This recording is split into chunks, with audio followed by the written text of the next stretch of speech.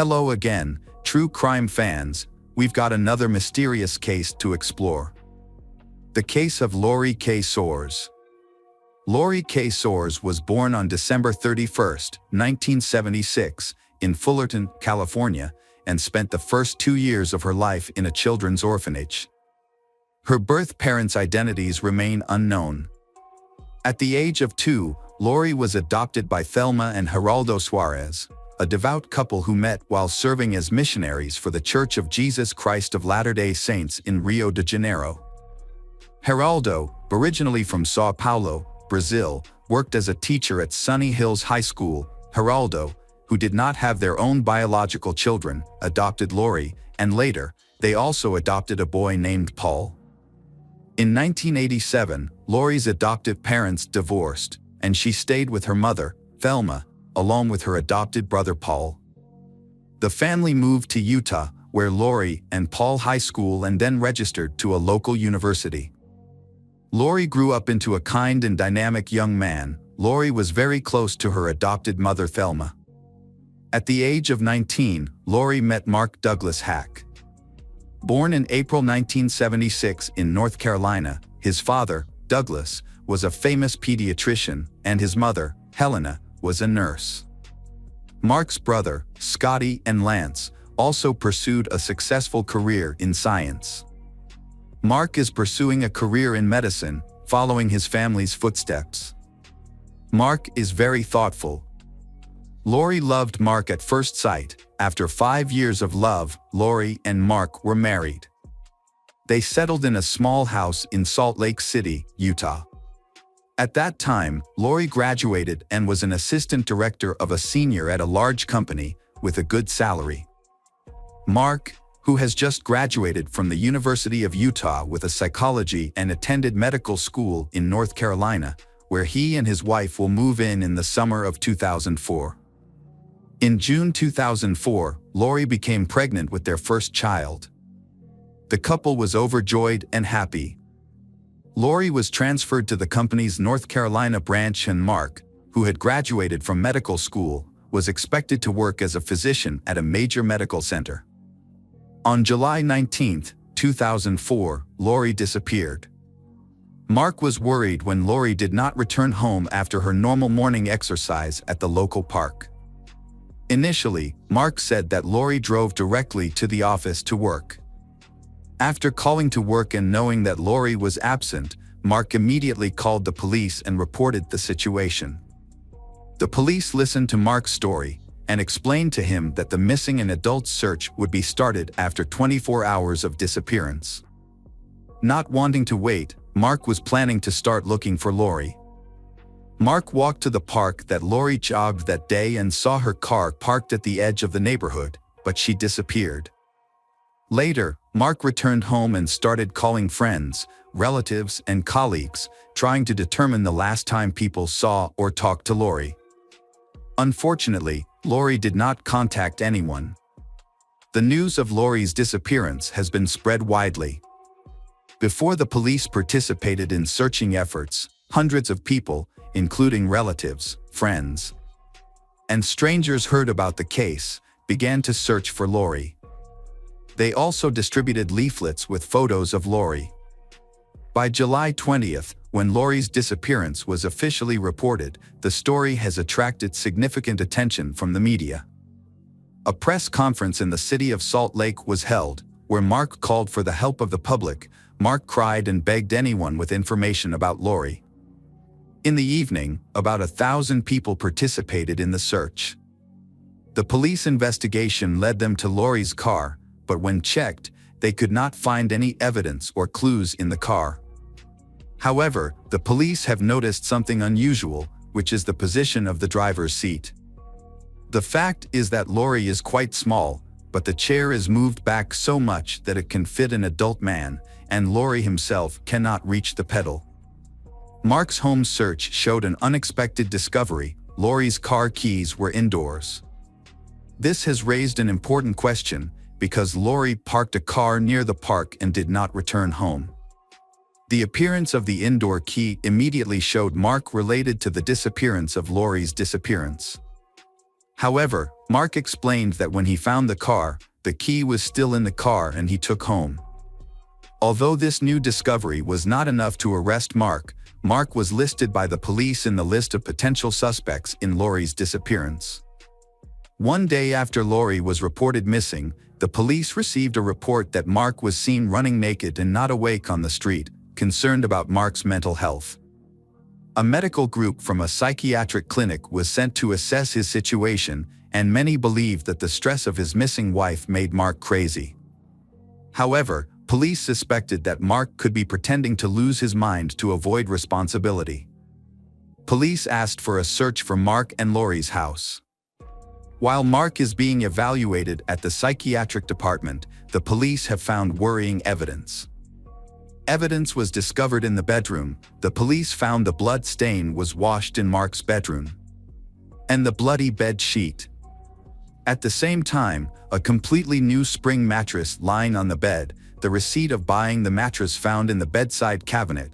Considered by the date and time on the receipt, the mattress was bought on the morning of July 19th, according to Mark's words. At that time Mark was going to the park to find his wife. In addition, under the closet, the police found a kitchen knife with dry blood stains. In the living room, police found an envelope. Inside the envelope is a letter written by Lori. In the letter, she made the decision to end their relationship due to Mark's unfaithfulness during the marriage, which made Lori lose faith in Mark. Police concluded that Mark was really related to Lori's disappearance. Douglas Hacking, Mark's father, provided detailed information about the situation. Douglas said that Mark had never graduated from Utah University or became a psychologist granted a certificate. In fact, Mark was kicked out of university 2 years ago, right after getting married to Lori. However, he was afraid people would be disappointed, especially Lori, so Mark continued to deceive them by pretending to go to school, completing his homework and preparing to graduate. Mark said his father knew about a month before the tragedy occurred. Mark's father advised Mark to confess everything with Lori. But Mark continued to lie, saying that he was accepted to a prestigious medical school due to excellent academic achievements in psychology. Lori was still unaware of Mark's lie about his education. Lori and Mark had planned to move to another state to make Mark's schooling more convenient, and Lori had even started changing her job to accommodate Mark's schooling. However, Mark's father, Douglas, revealed everything to Lori, which shocked her. Lori's co-workers noticed that she had been crying for days, but Lori chose to confide in a close friend. The friend suggested that Lori write a letter expressing her pain and anxiety, and the letter was found by police in Mark's home. 6 days after Lori's disappearance, Mark was in a psychiatric hospital when he was visited by his 2 brothers on July 25th.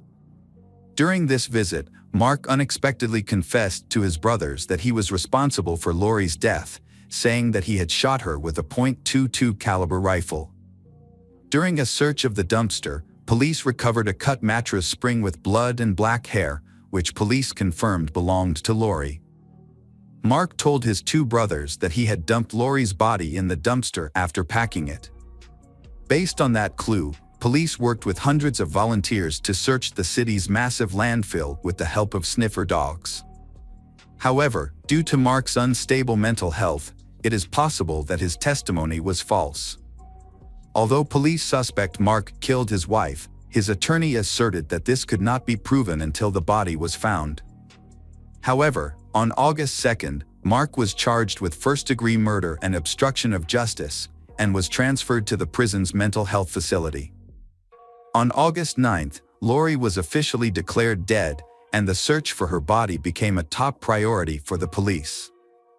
The work continued for 2 months, with searchers shoveling tons of trash from the city's landfill in search of Lori's body. On October 1st, 2004, Lori's remains were discovered at the landfill. That same day, a forensic examination confirmed that they were indeed those of Lori. According to the investigation, police said that since Lori discovered that Mark had lied to her throughout their marriage, he had not graduated and had not applied to medical school as he had said. On July 18, Lori wrote a letter to Mark expressing her intention to divorce Mark because of his dishonesty. However, instead of agreeing to the divorce, Mark hacking shot Lori to death while she was sleeping in bed at night. He used a rifle to commit the crime and then tried to cover his tracks, trying to make it appear that Lori had disappeared. Initially, the prosecution intended to seek the death penalty for Mark. However, Mark's unstable mental health led to the sentence being changed to life imprisonment. In April 2005, Mark, faced with overwhelming evidence and after consulting with a lawyer, finally confessed to the murder. However, Mark could not provide a clear motive for his actions. He broke down in tears, saying that Lori was the best thing that had ever happened to him and that he was disillusioned by losing her. According to his account, on the night of the murder, Mark lost control, grabbed a gun and shot Lori while she was sleeping. Mark attributed his mental instability to the pressure from his family to achieve high academic results and excel in all areas.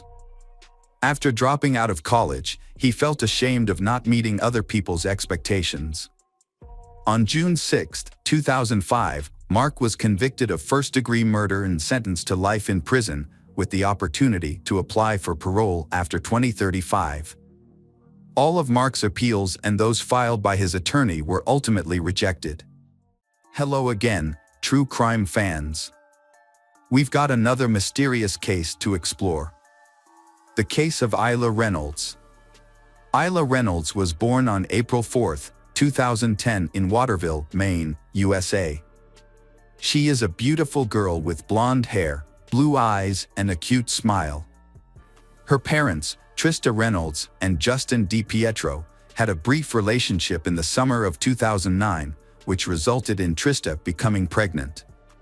However, Justin suspected that he was not the father of the child.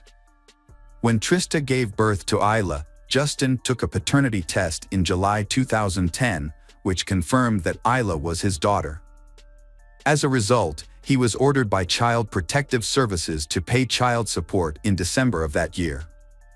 Trista and Justin agreed that Isla would be raised by Trista. Trista and her daughter live in Portland. It wasn't until mid-2011, after Isla's first birthday, that Justin began visiting her. He lived an hour and a half away, and Justin would visit Isla during the day. Trista and Justin agreed that Justin could take Isla out, but not stay overnight. After a while, Trista got a new boyfriend, Raymond. Trista became pregnant, and in 2011, the family welcomed a new member. Trista would raise both children. Everything changed on October 13, 2011, when Trista met with Child Protective Services. The details of the complaint that led to the meeting remain unclear, but it is known that Trista had a substance abuse problem. That day, officials gave Trista a choice. Trista would go to rehab, or she would lose custody of the children. Trista immediately entered a 10-day rehab program and left her daughter with her mother and sister. Trista was determined not to lose custody. By October 2011, Justin had seen Isla about 5 to 10 times. However, just 4 days after Trista began rehab, on October 17, Justin and his family decided they wanted to take custody of Isla. Justin's mother, Phoebe DiPietro, contacted Child Protective Services and was approved to adopt Isla. Child Protective Services quickly notified Trista's relatives of their decision. After being granted permission, Justin and his family picked up Isla but did not know her exact address. Child Protective officials provided the location through police officer Charles Weaver, who accompanied Justin and Justin's mother Phoebe to the home of Isla's aunt, Jessica. Justin's mother Phoebe waited in the car while Justin and the police entered the house to pick up Isla. A tense situation occurred. Isla's mother Jessica begged the police not to take Isla away and warned that she would not hand over the child to anyone. The police observed that Isla was very happy, constantly laughing and playing. However, when Justin appeared, Isla began to cry and tried to move away from him. Despite this, the police officer still handed the child over to Justin. When Isla was handed over to Justin, she struggled and screamed. She even tried to bite the officer. Child Protective Services Supervisor Charles was told by the officer that Isla hated her father and that they could not give the child to Justin. But Charles said that it was not his decision. He was just there to carry out child services orders. For Justin to have formal custody of Isla, he would have to get the consent of Isla's mother, Trista, or go through a court process to have the child approved by a judge. In this case, there was no agreement or court process. Instead, the Child Protective Services supervisor's decision to place the child was valid. Child Protective Services Supervisor Charles gave custody of Isla to Justin. He then took Isla to the house in Waterville where he lived with his 47-year-old mother, Phoebe, his 24-year-old sister, Alicia, and Elisha's daughter, Gabriella. Justin, 25, lived in a large room in the partially finished basement, while the rest of the family lived upstairs. During this time, Trista called Justin every day to talk to Isla. On October 20, 2011, while Trista was in treatment, a meeting was held to discuss Isla's case. Attendees included Child Protective Services, 2 doctors, Trista and her sister Jessica, and their attorneys. Justin also attended the meeting by phone. The meeting resulted in an agreement that Isla would be returned to her mother on October 22, 2011, immediately after Trista completed her drug treatment program. In addition, Justin agreed to take Isla to the treatment center on the 21st to visit her mother. Initially, things went well for Trista. However, the decision was reversed. In her desperation to get her daughter back, Trista called Child Protective Services several times to ask them to help enforce the agreement. Unable to reach them, Trista attempted to negotiate with Justin to reach a temporary agreement. Under the agreement, Justin would continue to care for Isla and Trista would be allowed regular visits. On November 12, 2011, Justin took Isla to the emergency room. After a doctor examined her, they determined that Isla had a fractured elbow. According to Justin, the accident occurred the night before, November 11th. It was raining at the time and Justin believed that he had slipped and fallen on her while holding her on the porch. Initially, Justin thought that she was not seriously injured because although she was crying, she seemed fine. However, it was not until the next morning that Justin noticed that Isla had injured her hand, so he took her to the hospital. By the following Monday, the orthopedist concluded that surgery was not necessary and that Isla's injury would heal on its own. A week later, on November 26, during Isla's 3rd visit, the specialist said that Isla's condition was improving and that she was slowly recovering. Trista was at the hospital to monitor her daughter's health. Never thought that this would be the last time Trista would hold her daughter in her arms. From that moment on, things went from bad to worse.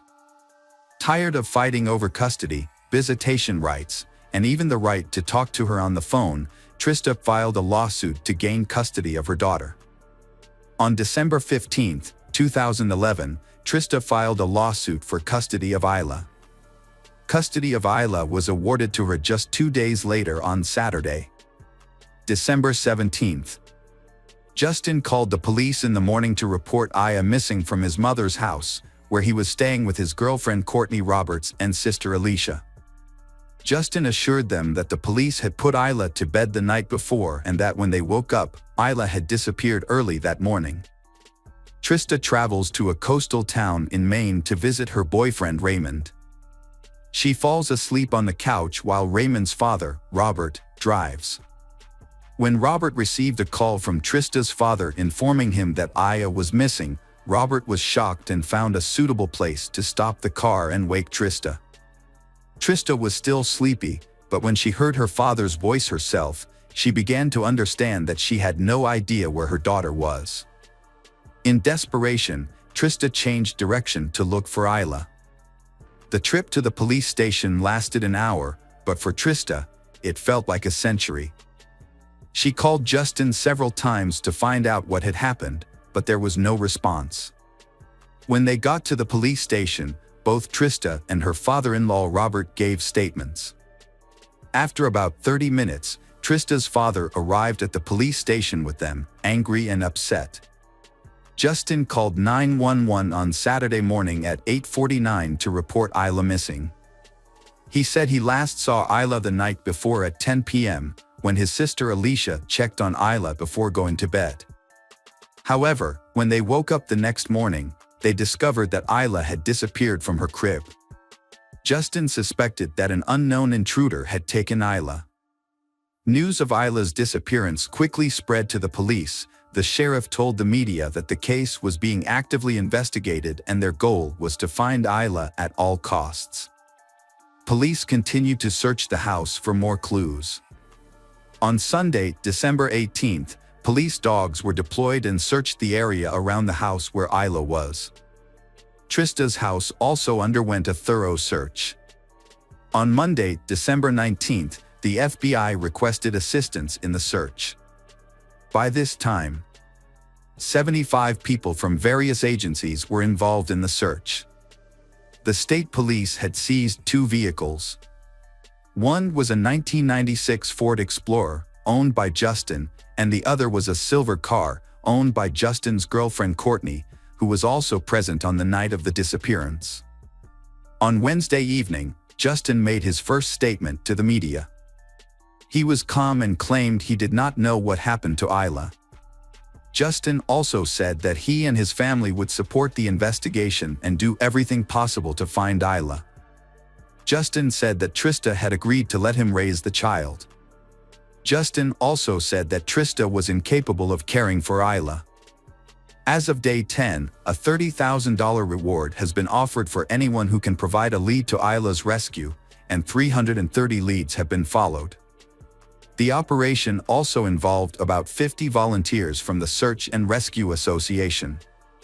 The sheriff has transferred the investigation to the state police's Major Crimes Unit. At that time, an announcement was made that the case was no longer a search for a missing girl but was being treated as a criminal investigation. In the early days, Justin tried to avoid the media but later appeared more frequently. During an appearance on the Today's Show, Justin claimed that Isla had been kidnapped and wanted the kidnapper to return Isla. When asked about Justin's silence in the early days of Isla's disappearance, he justified himself by saying that he thought Isla would return. He also claimed that the police had advised him to stay away from the press. The police explained that this was only told to him at first.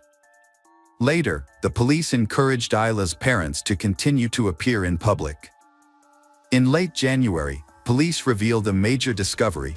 Isla's blood was found in multiple locations throughout Justin's home. In his 1996 Ford Explorer, they discovered a child's seat in the back with Isla's blood on the left shoulder strap. In Isla's bedroom, police found blood on some of Isla's princess pink sneakers on the floor next to the crib, as well as on the doll's face and arms.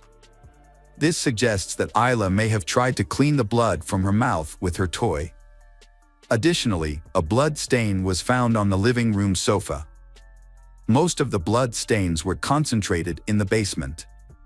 A pool of Isla's blood stained the center of the mattress that Justin shared with Courtney.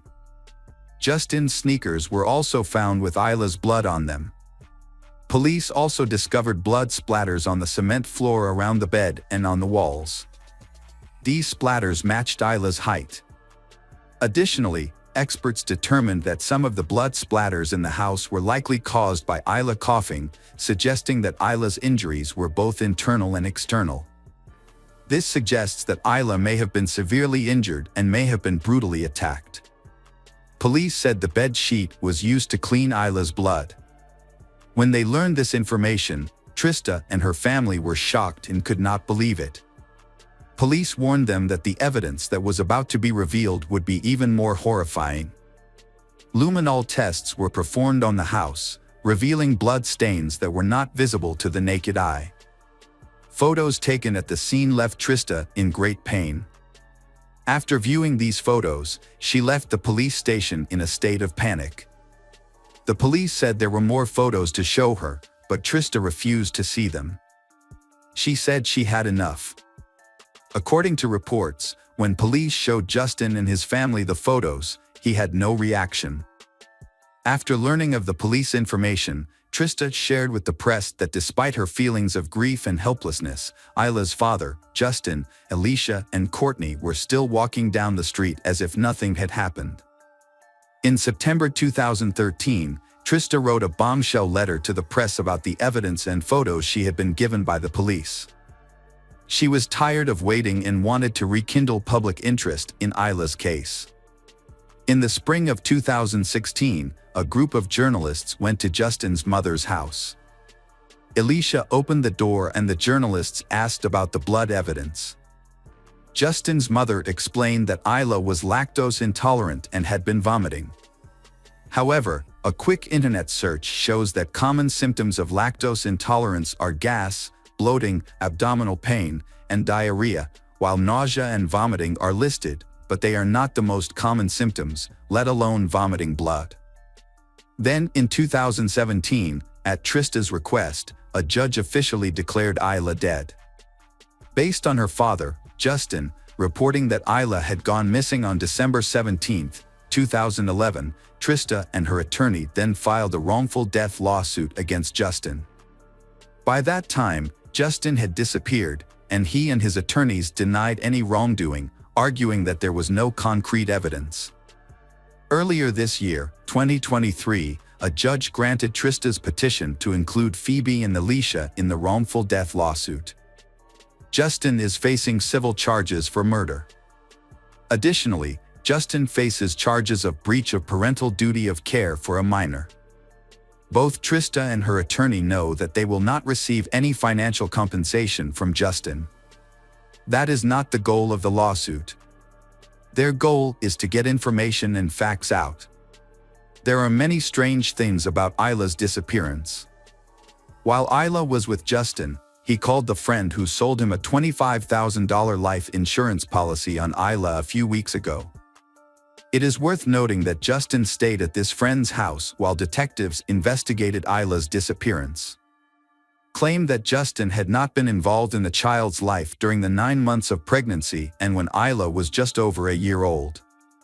Trista also revealed that she had received strange messages from Justin on the day he brought Isla home. He mentioned being afraid that someone would try to kidnap or take Isla away. The last time he said something similar was around December 11th, 6 days before Isla was reported missing. After Isla went missing, the messages became more surprising and confusing. The end of the case. Poor Isla is still not found. Those responsible for Isla's death. Still no punishment. Welcome back, detectives. Let's dive into another horrible case, the case of Savannah Greywind. Savannah Greywind was born on August 9, 1995, in Burke County, North Dakota, to a family with a mix of cultural backgrounds. Her father is of European American descent, while her mother is a member of the Spirit Lake Sioux Indian tribe. Savannah had 2 brothers, Joy and Casey, and a younger sister, Kayla. Her parents, Norberta and Joe, were proud of their children. The family lived in Fargo, North Dakota, until Savannah was 9 years old. Then in 2005 they moved to Spirit Lake Reservation. Savannah loves nature and animals, especially horses. It was on the reservation that she met her partner, Ashton Matheny, when she was 15 years old. They remained together as they grew older. When it was time for college, the family moved back to Fargo. Savannah found work caring for the elderly at a nursing home. She studied to become a nurse and is preparing to take her exams in September. She was expecting her first child and was excited to start her life with Ashton. They had found an apartment and planned to move in together in early September. However, at the time of her pregnancy, Savannah was staying with her parents on the bottom floor of a 7-unit, 3-story apartment building. The building was also home to Brooke Cruz, a 38-year-old woman, and her partner, William Hone, who rented an apartment on the 3rd floor. Brooke's life was deeply affected by a past marked by hardship and complexity. The experiences turned her into a dark and emotionally disturbed person. Brooke had trouble managing her emotions and behaviors, often feeling anxious and angry. Brooke's fascination with mysticism and true crime stories began at a young age. As an adult, she studied the psychology of serial killers and attempted to understand their thought processes. Her writing reflected an obsession with human nature's darker side. Brooke saw two conflicting forces within people, good and bad, but her own life was a testament to the destructive power of unchecked darkness. By the time Brooke was 38, struggling with depression, physical illness, and exhaustion from toxic relationships that included regular physical abuse. Her fear of losing William was exacerbated by her inability to get pregnant. This desperate situation drove Brooke to think about committing a shocking crime, taking the life of a pregnant woman to take the baby for herself. After Brooke's arrest, investigators found a disturbing collection of books and notes in her apartment. The books covered topics such as forensic psychology, obstetrics, and law. Her notes listed items for a birthing kit, including scissors, blades, clamps, gloves, and an infant CPR bag. Brooke also had a stash of oxytocin, a hormone used to induce labor. Brooke grew up in a large family in Bradenton, Florida. Her parents divorced when she was young, leaving her mother to care for 7 children, including Brooke. While her family appeared to be well off, Brooke's diary revealed a difficult childhood that she tried to forget. As she entered her teenage years, Brooke became increasingly troubled and was the only one of her siblings to move in with her father, a man her mother described as a professional criminal. After a difficult period living with her father, Brooke was passed around through various foster families, causing her to lose contact with her siblings. Years later, they would only find out that Brooke had become the mother of 7 children. In 1995, when she was 15 years old, she met Aaron Edwards. 2 years later, she gave birth to her first child in Florida but chose to leave the baby with the father and relocate. Despite a court order to pay child support, Brooke failed to meet her obligations. She would eventually reconnect with her daughter briefly on Facebook when the child turned 14. Brooke worked multiple jobs, including as a waitress at the Chinese Dragon restaurant, a sales representative, and an animal specialist at Petland in Florida. However, her life was further marked by brushes with the law. In 2002, the 23-year-old was jailed in Missouri for document falsification but was paroled on August 31, 2022. Unfortunately, her freedom was short-lived, as she was rearrested and jailed in Texas for violating her parole. By the time Brooke was 27, she married Carl Cruz, a carpenter from Minnesota, in 2006. She gave birth to 2 children and worked as an administrative assistant at her husband's carpentry shop. However, Brooke had an affair, which ultimately led to their divorce in June 2009. Carl Cruz gained custody of their children, and Brooke moved to California without explanation. The only thing she did carefully and diligently throughout her life was to keep diaries, meticulously recording events as they unfolded. After a terrible crime has occurred, the diary was published in the press. The diary told of a string of lovers, home births, and abortions. At first, many of these relationships seem healthy and loving. However, over time, the men in her life begin to control her by making her feel inferior. Brooke felt that Carl Cruz bullied and humiliated her, making her feel like a bad and promiscuous mother.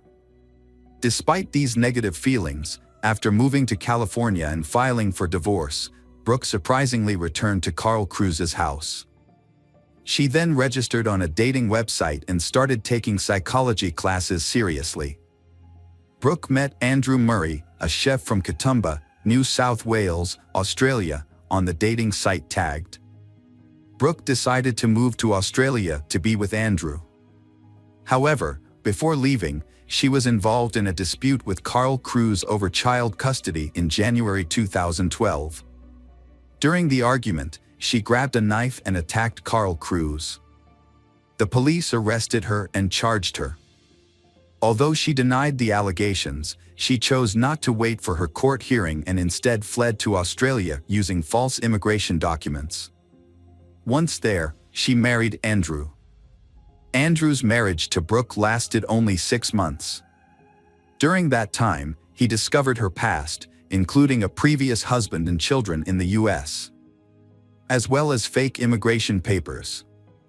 According to Andrew, Brooke threatened him for helping her, prompting him to report everything to the police as a precautionary measure. Andrew remembers their marriage as a time when Brooke became intensely interested in crime and the behaviors of serial killers. Brooke's interest in crime began as early as 2012, when she was studying psychology in nursing. Her thesis focused on serial killers, and she spent a lot of time reading about them. In total, Brooke spent 6 months and 10 days in Australia before returning to the US in October 2012. However, after returning to the US, she became embroiled in a lengthy custody battle for her 2 children. Reconciling with Andrew might have given her a chance to start over, but instead, she met William Hone, a 28-year-old man with a history of child abuse, in late 2012. Brooke fell in love with William, a man who had been divorced twice. Despite his troubled past, Brooke was optimistic about her new life. She took a job and began to rediscover herself. In 2013, Brooke decided to pursue a degree at Minnesota State University, enrolling in courses such as social behavior, psychology of deviant behavior, and research methods. She was particularly drawn to the psychology of serial killers, and her paper on the subject earned her top marks. Brooke's relationship with William was loving and kind at first, creating a peaceful home for their children. However, over time, the relationship became codependent, marked by joint substance abuse, and the problem is getting more and more tense. As Brooke's relationship deteriorated, her well-being suffered. She began to withdraw from her children, struggled in her job, and became increasingly fixated on her research into the darker aspects of human psychology.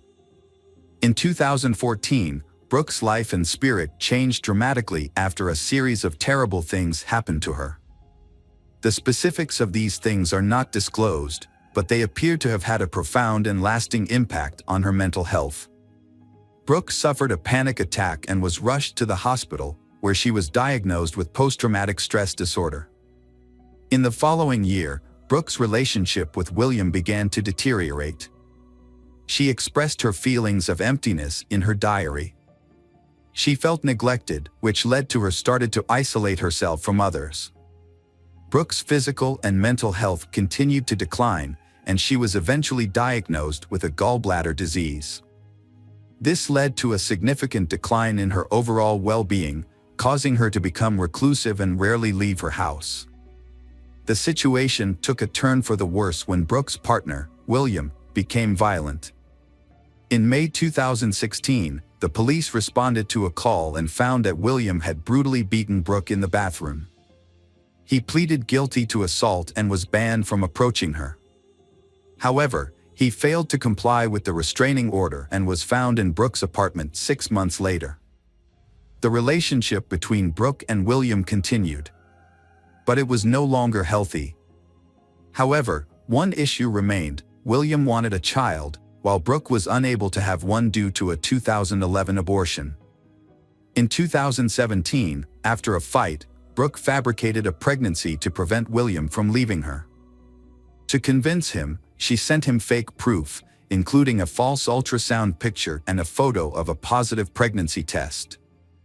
Brooke found an online recording of a random baby's heartbeat and presented it to William, claiming it was the heartbeat of the child she carrying. In reality, there was no pregnancy. William had already shared with friends and family that Brooke was pregnant, and in an attempt to save face, he pressured her to actually have the baby. Brooke understood William's statement as a final decision and thought he was insisting that they adopt a child from someone else, specifically their pregnant neighbor Savannah, who lived 3 floors below them. Brooke, who had medical knowledge, began making a list of what she needed to induce labor. One Saturday afternoon in August, Brooke deceived Savannah by offering her $20 to model a dress, claiming it was one she was currently sewing. Savannah agrees and goes to Brooke's apartment, unaware of Brooke's true intentions. Meanwhile, Savannah had ordered a pizza, expecting to eat it when she returned home. Savannah did not return home at the expected time. The brother went upstairs to the apartment Brooke's around 2:30 p.m. and heard the sound of a sewing machine, but no one answered the door. A short while later, Savannah's father, Joe, also went upstairs and knocked on the door. Brooke, who was with Savannah, yelled out that they were still working on a dress and that Savannah was trying it on, which is why they couldn't open the door. When Norberta returned home, she found that the pizza was untouched. She texted her daughter several times but received no response.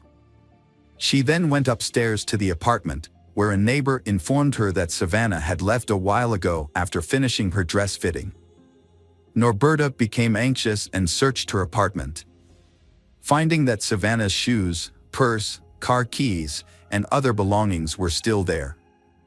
Savannah had been experiencing heat and swelling that made it painful and difficult for her to walk, so it was unlikely that she had gone for a walk. Norberta called Ashton Matheny, hoping that he might have picked up Savannah, but he replied that he hadn't heard from her either. Growing increasingly worried, Norberta called the police and began driving around the neighborhood, searching for her pregnant daughter. Norberta was driving and thought that if Savannah had gone out, Norberta would have found her nearby. Later that day, the police searched Brooke and William's apartment because it was the last place Savannah was seen. They allowed the police to enter and didn't interfere, but since the police didn't have a warrant, they didn't check inside closets or behind closed doors. The police informed Savannah's family that since she was considered an adult, she had the right to make her own choices. They also stated that without evidence of a crime, there was no requirement for them to keep the family updated on her situation. The investigators concluded that Savannah had left voluntarily. However, Savannah's family was upset by the police department's apparent indifference to her disappearance. The police searched the apartment 2 more times but found nothing. Later, William would admit that he hid Savannah infant in a suitcase and Savannah's body in a dresser with the shelves removed. 2 days after Savannah's murder, William and Brooke drove to a bridge over the Red River, carrying the dresser with Savannah's body, and dumped it into the water. On August 23, 2017, William's co-workers reported to police that he had mentioned having a baby at home. Around the same time, residents of the apartment building where Williams lived hearing a baby crying from apartment number 5, prompting them to notify the police. With this new information, officers obtained a warrant and conducted a thorough search of the apartment, where they found a live newborn baby girl. Brooke later revealed that Savannah had given her the baby. According to Brooke, Savannah had given birth to the baby just 2 days after she went missing. Savannah had confided in Brooke that she didn't want the baby and had asked for Brooke help in inducing labor. 2 days later, at 3 a.m., Savannah arrived at Brooke's home with the baby in her arms and handed the infant over to her. After Savannah was reported missing, the police took her baby into temporary custody. A few days later, a DNA test confirmed the baby's parentage, and Savannah's daughter was reunited with her father for 3 more days. The police and hundreds of local residents conducted a thorough search of the area. The police asked residents to carefully check their properties, including vacant apartments, dumpsters, and any other hiding for evidence. At a press conference on August 27, the police chief urged the public to help find Savannah. However, just a day later, a fisherman found her body wrapped in plastic on the Red River near Harwood. Savannah was identified by a tattoo on her leg. The police charged Brooke Cruz and William Home with conspiracy to commit murder, conspiracy to kidnap, and providing false information. They admitted to the incident, with Brooke explaining that she initiated the fight by accusing Savannah of taking her cat without permission and mistreating it. The argument turned physical, and Brooke pushed Savannah, who fell and hit her head on the bathroom sink, losing consciousness. Brooke used a knife to remove the baby from Savannah, making a cut from hip to hip. As she did this, Savannah went consciousness. When questioned, Brooke confirmed that William was not aware of the plan beforehand. According to Brooke, William came home, entered the bathroom, and saw Savannah. He asked if Savannah was alive, and Brooke replied that she didn't know. William then left the bathroom briefly, returning in his underwear with a rope. He used the rope to strangle Savannah. After the murder, Brooke and William cleaned the floor and walls. Then stuffed Savannah's body into a bathroom closet. When the police arrived, Brooke attempted to remain calm. The officers searched the apartment, but their search was superficial due to the lack of a search warrant. As a result, they did not look in closets or dressers. According to Brooke, the child was under a blanket on the bed next to William during the searches. The child was calm and did not cry, so the child was not discovered. By the time of the third inspection on August 20th, Savannah's body had been moved to a dresser, and the infant was hidden in a suitcase. On August 21st, Brooke and William disposed of a dresser by taking it down the stairs, loading it into their Jeep Cherokee, and driving it to the river. William denied participating in the crime, but admitted to hiding a newborn baby girl and providing false information to police to cover up the crime. Both Brooke and William were set a bail of $2 million, which William thought was an unrealistic amount. Brooke was later sentenced to life in prison without the possibility of parole. Although William's participation in the crime was not proven during the trial, he was found guilty of kidnapping and sentenced to life in prison after pleading guilty. A cellmate of Brooke's, Jennifer Robinson, testified against Brooke, claiming that Brooke had confessed to strangling Savannah with a rope after discovering Savannah's affair with William. In May 2019, William was sent to prison. On October 7, 2019, he appealed to the Supreme Court. After a review of his sentence, Judge Olin, who had originally given William a life sentence, decided to give him the longest possible sentence allowed at the time, which was 20 years in prison. Since William had already spent 775 days in prison, he would have to serve more than 7 additional years. Savannah's baby, Hasley, is now 6 years old and attending kindergarten. The Savannah's parents regularly post updates on their public Facebook page about their granddaughter's life. The case has received significant attention, and Norberta believes that her daughter's disappearance was not taken seriously because Savannah was Native American. She thinks that if Savannah were white, her disappearance would have been treated more seriously. Welcome back, detectives. Let's dive into another horrible case, the case of Brett Ryan. Brett Ryan grew up in Canada, in a large family with his parents, Bill and Susan. Bill works at the Toronto Star Daily newspaper and spends time on his many interests, including sports, yoga, and psychology, which help balance family life. In addition, his wife, Susan, is able to manage the household, take care of the children, and keep their Toronto home clean. Passers-by often stop to admire the family's beautiful and blooming garden. Although Susan loved her sons equally, but Brett seemed to be less criticized because he was generally well-behaved. Brett was very clever at getting out of difficult situations, which gave the impression that he was a good boy, although this was not always the case. Brett was extremely popular in school, with everyone wanting to be his friend or at least be able to greet him by name, just like his older brothers. After high school, Brett attended university, driven by a desire to surpass his brother's achievements. To earn extra money, he placed an ad in the local newspaper, offering to paint houses and fences for Toronto residents. At first, his business was quite successful and Brett felt proud, especially with his first income. His mother, Susan, was thrilled and often cited him as a role model for others. However, things took a turn when Brett dropped out of college to focus full-time on his paint business.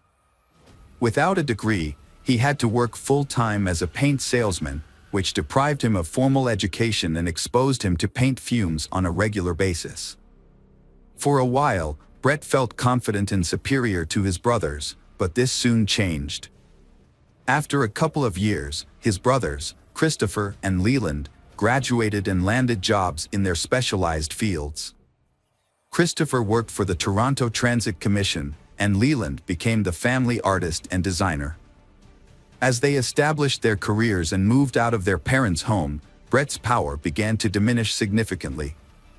To save money on rent, Brett continued to live with his parents and younger brother, who attended a school for gifted children.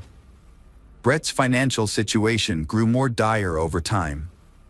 By 2007, when he turned 26, his debt had surged to more than $60,000. This burden led to depression, but despite his inner turmoil, Brett maintained a cheerful exterior, always willing to lend a helping hand and participate in volunteer work. His friends and acquaintances were unaware of the immense emotional pain he was hiding. Brett faced a severe situation on October 28, 2007. With winter approaching, he had no orders. Left with no other choice, Brett wore his oldest clothes, including a hat, a long sweater his brother had given him and a long scarf his mother had knitted. It was the first time he had worn the scarf, but it was finally coming in handy. He wrapped it around his face, leaving only a narrow slit for his eyes, and headed for the bank that was on the outskirts of his neighborhood. Brett stood in line at the bank, holding a thick folder and favoring his right foot as he waited his turn. When the bank employee called him forward, he approached her and spoke in a hushed tone. He calmly informed her that he had a gun and urged her to remove all the cash from the register and hand it over to him. He warned her that if she didn't comply, he would start shooting, and she would be the first person he would harm. She with trembling hands handed him all the cash from the register. Brett quietly exited the building, careful not to draw the attention of the guardians. Once outside, Brett took off running. He counted the money he had stolen from the bank, but it wasn't much, just over $1,000. To pay off his debt, he calculated that he would need to rob about 60 more banks, a crazy idea, but to him it seemed like the only option. For the first few days, Brett was fearful that the police would somehow catch up with him, so he avoided going home. He told his mother he had a job in a neighboring town and spent his nights sleeping in his car. Periodically, Brett would sneak back to his house to check if there were any police cars staking out the area. Finding none, he felt reassured that he was in the clear. The first robbery was followed by a second, then a third, and a fourth. Each time, Brett changed his clothes, opting for second-hand or discarded items he found in the trash. He would burn the used clothes after each crime. Brett also bought a beard from a costume party store to further disguise himself. Brett committed a string of bank robberies in the Toronto area, and his distinctive beard made a lasting impression on the witnesses. His total intended theft across all instances never exceeded $3,000. Brett's luck ran out when police spotted his car on surveillance cameras and followed him home. They tracked his exact route, gathering details from various vehicles to prove his guilt. Further inquiries yielded little new information, so the authorities closely tracked a particular road in an attempt to shed light on the case. Their patience and hard work finally paid off. They found a potential lead. This person of interest, a bearded man, was found walking alone near a bank and was promptly detained by the officer for further investigation. Brett was under investigation for 7 months before being charged with robbery with a firearm, despite having a gun permit. Notably, he never actually carried a gun or any other weapon during the robberies. He didn't even bring a kitchen knife. Initially, he was charged with 19 counts, but after multiple appeals filed by him and his family, only 8 of those counts were upheld. Upon being given the opportunity to apply for parole, Brett submitted a petition.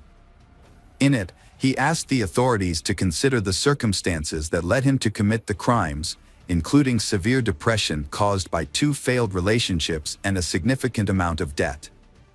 He also reiterated that he had never intended to harm anyone during the robberies, as evidenced by his lack of weapons. His remarks were taken into account, but as a condition of his potential parole, he was required to undergo a session with a psychologist. The sessions had a positive impact on Brett. During his time in prison, he had lost touch with his family, but he took the initiative to reconnect with them. The positive changes in Brett were noticed by the commissioners, and on November 24, 2010, he was released from prison. However, the freedom he had fought so hard for turned out to be more challenging than he had anticipated. Prior to his career as a painter, Brett struggled with deep emotional pain that weighed heavily on him. He had previously been a bank robber and served time in prison, which damaged his reputation. As a result, no company would hire him, and even those who initially hired him for house painting services would cancel once they discovered his true identity. The neighbors, who once admired Susan's garden and visited frequently, now spread unpleasant rumors about the family. The Brett family quickly sold their house and relocated to Scarborough. Susan started a new garden, and Brett found a job with a trading company. Although the pay was low, his parents helped him financially to rebuild his life and continue his university education. Brett continued to see a psychologist, who consistently advised him to maintain a strong connection with his family. Brett's life took a turn for the better when he met Kristen Baxter in September 2011. Kristen was an amazing person who had her own apartment with a stunning sea view. She was also into sports, which helped her stay in shape. What Brett appreciated most about her was that she didn't care about his past. They enjoyed traveling together, including a trip to Australia. Brett's parents were thrilled to see their son in a happy relationship and were confident that Kristen would encourage him to reach his full potential.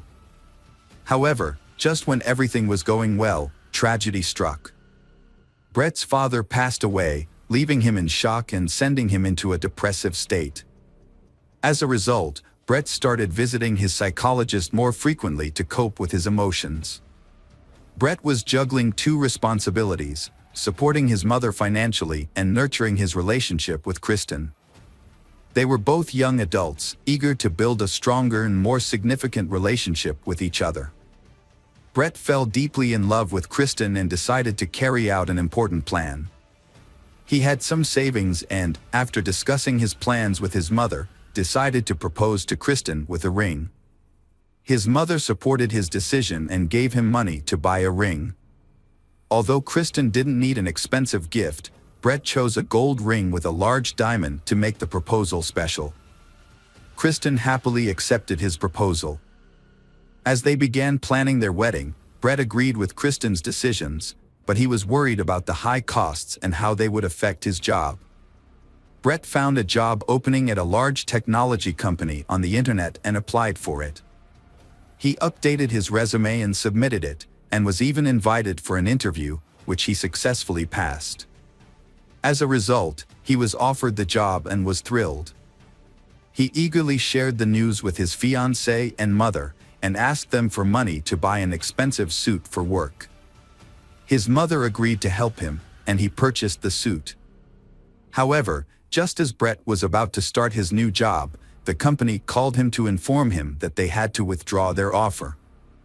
The security department had discovered his past criminal record, and the company could no longer hire him. This news was devastating for Brett, and his mood plummeted. He felt like giving up on his job search and education, wondering why he was wasting his time applying for jobs that he would never get due to his past mistakes. He decided that it would be better to use the money his mother and brothers had given him for something else. Brett had dropped out of university, but he didn't tell his family or his counselor. To maintain the illusion of success, Brett would wear a suit and tie, then change into casual clothes on the way to his job as a house painter. He would tell his relatives that he worked in an office. To further deceive his loved ones, Brett would post fake photos on social media, pretending to be at work or attending business events. He would also fake phone calls, making it seem like he was busy with work-related issues.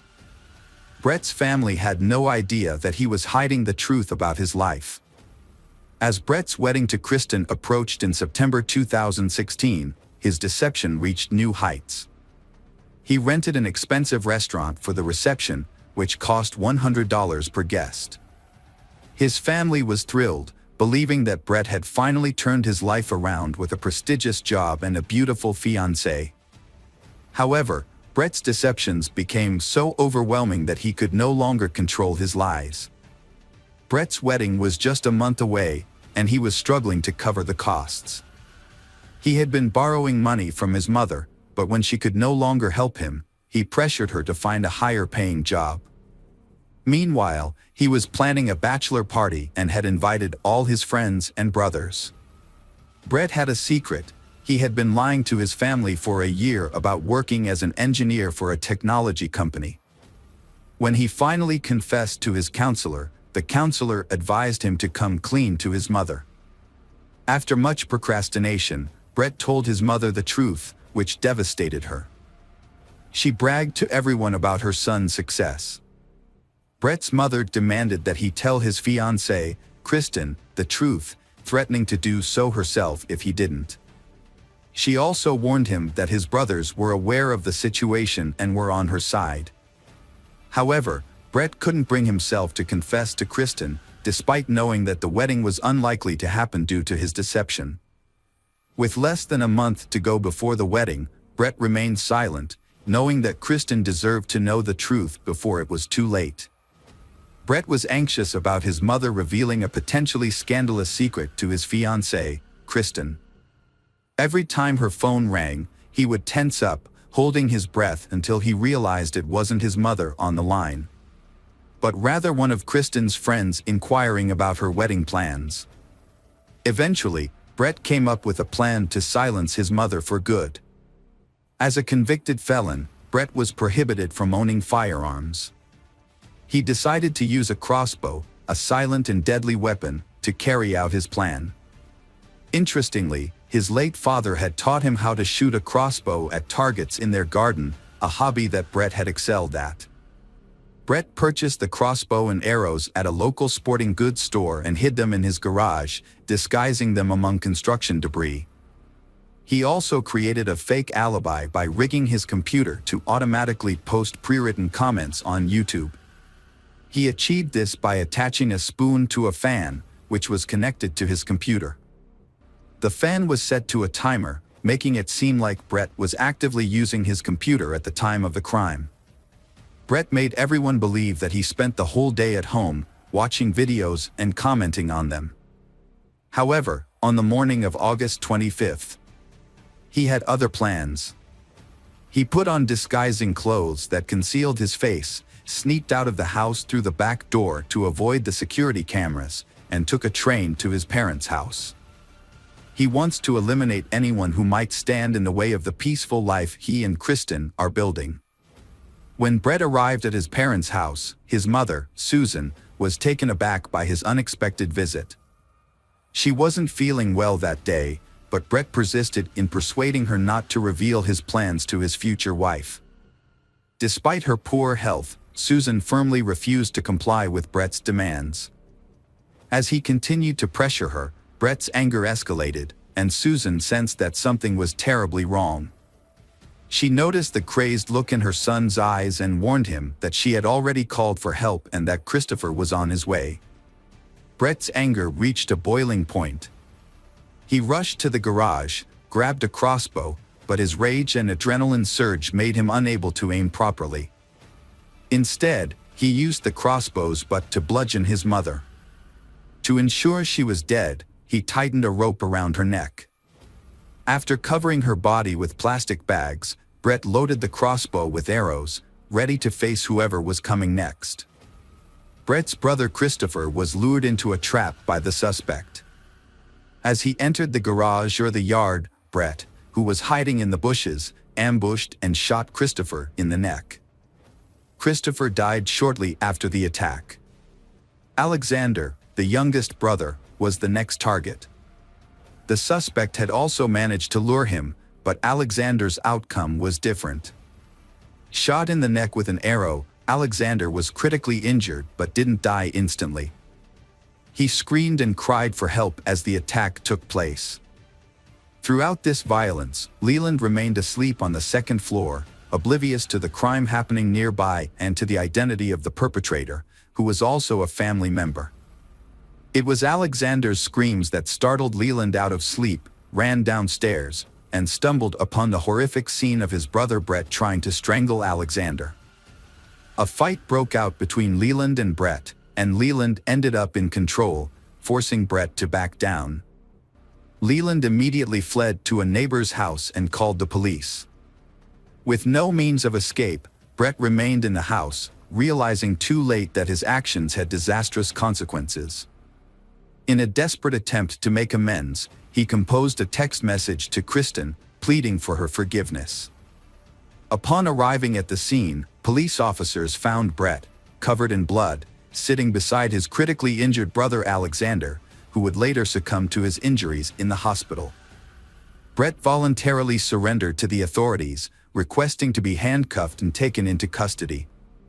During his confession, he revealed the location of his mother's body, hidden beneath packages in the garage, and acknowledged that she was beyond help.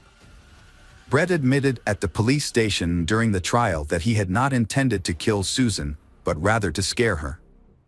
In contrast, he had planned to kill Christopher and Alexander, who were witnesses to the crime. If they had not been present, they would still be alive. Brett attempted to justify his actions by citing his struggles with depression, but this did not lead to a more lenient sentence.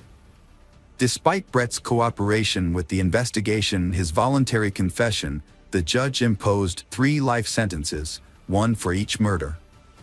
Brett will be eligible for parole in 2041.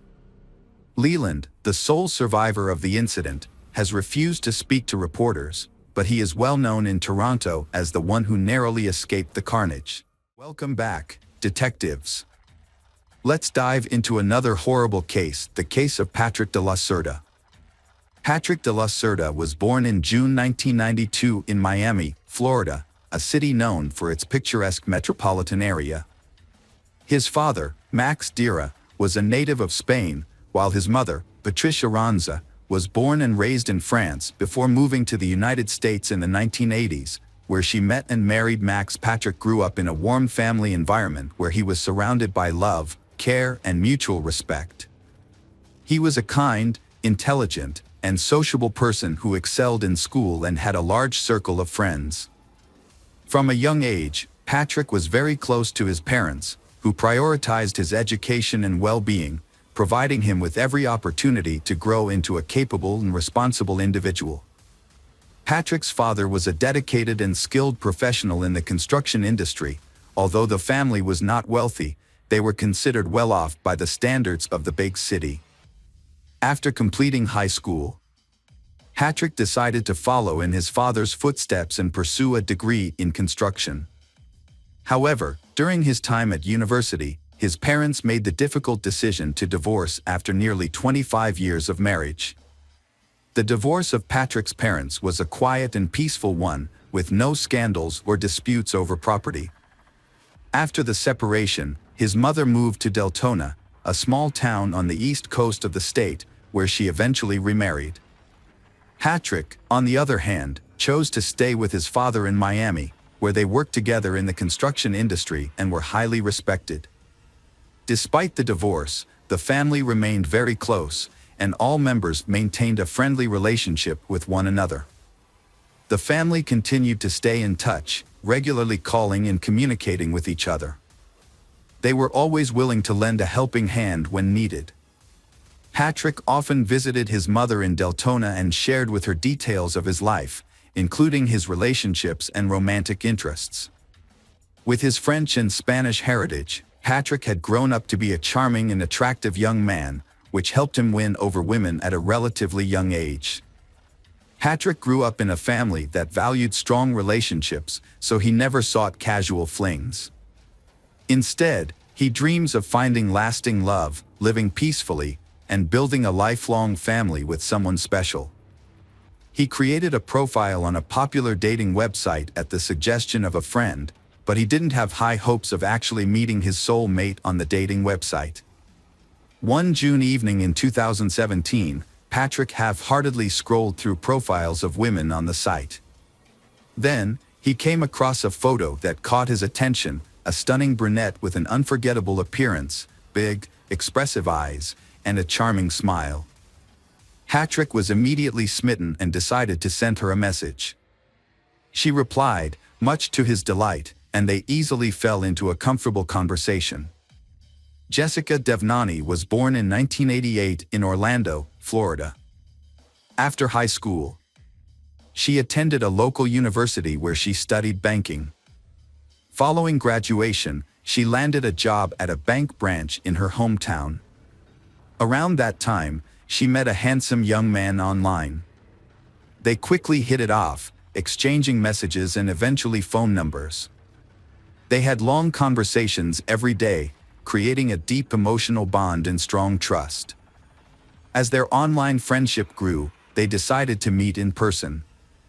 Since they lived in different parts of the state, they chose a meet-up spot roughly equidistant from each other.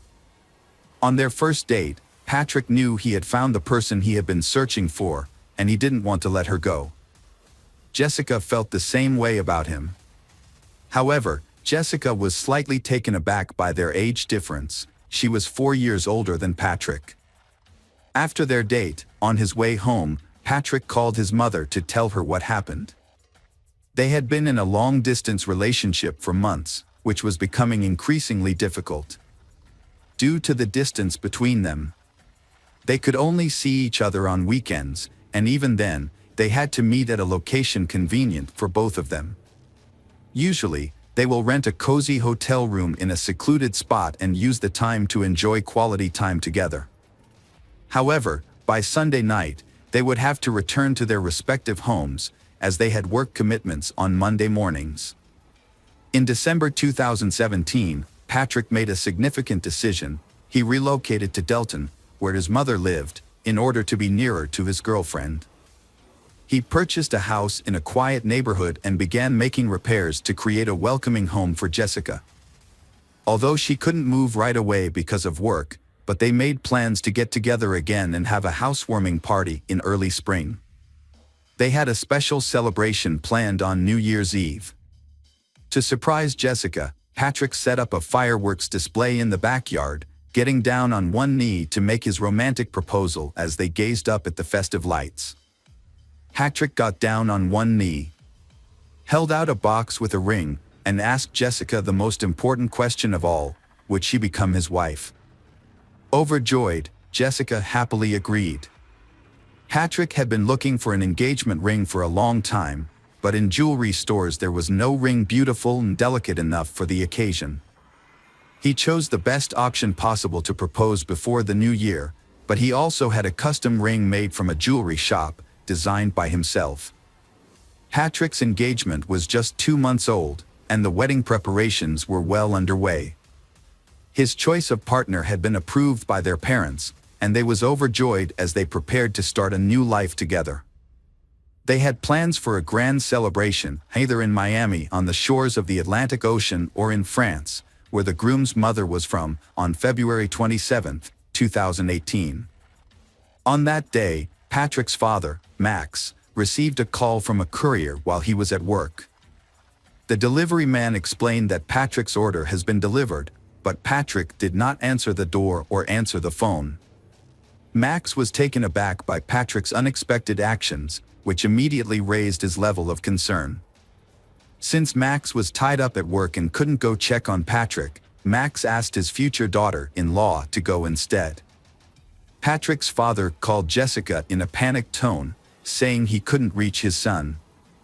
Jessica had been trying to contact Patrick all morning, but he wasn't responding to her calls or messages. When she shared this with Patrick's father, Max, he feared the worst. Jessica immediately dropped everything and rushed to Patrick's house. When she arrived, she saw his car in the driveway, indicating he was still at home. Using her own key, she entered the yard and called out to Patrick, but there was no response. Jessica carefully opened the front door and was met with a horrific sight. Patrick was lying in a pool of blood, showing no signs of life. She quickly called emergency services, but the paramedics were unable to save Patrick and declared him dead at the scene. When the police arrived, Jessica was overcome with grief, sobbing in the backyard where Patrick had proposed to her just 2 months earlier. An officer spoke to her, and she raised her tear-filled eyes to meet his. She claimed to know who was accountable for Patrick's murder, naming her wealthy ex-boyfriend as the culprit. To comprehend this complex case and identify potential suspects, it's essential to revisit the past when Patrick first met Jessica. At that time, Jessica was in a relationship with Gregory Bender, a wealthy businessman who owned an investment fund. She met Gregory during her student years, and he was 20 years her senior. Gregory showered Jessica with expensive gifts and took her on lavish vacations, eventually winning her affection. Jessica thought she had found her soulmate, but soon she began to notice some disturbing patterns in her ex-boyfriend Gregory's behavior. He was extremely controlling, constantly monitoring her movements and interactions with others.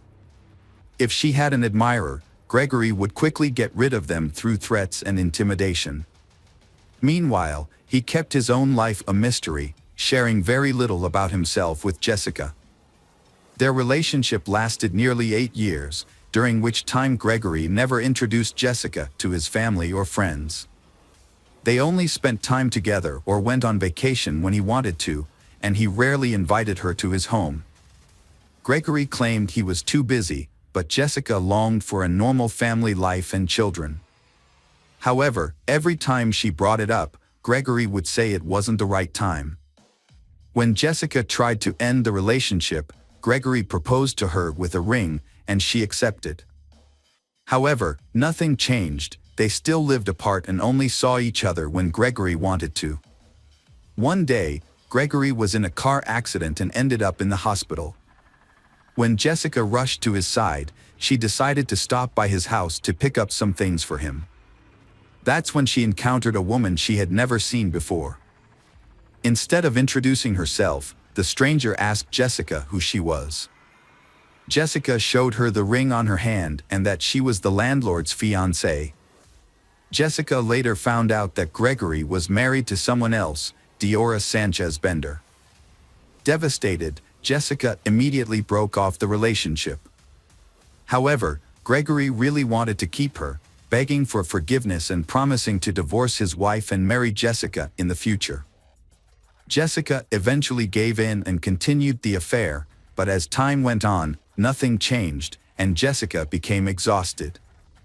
Jessica changed her life and started dating someone new, Patrick, through a dating website.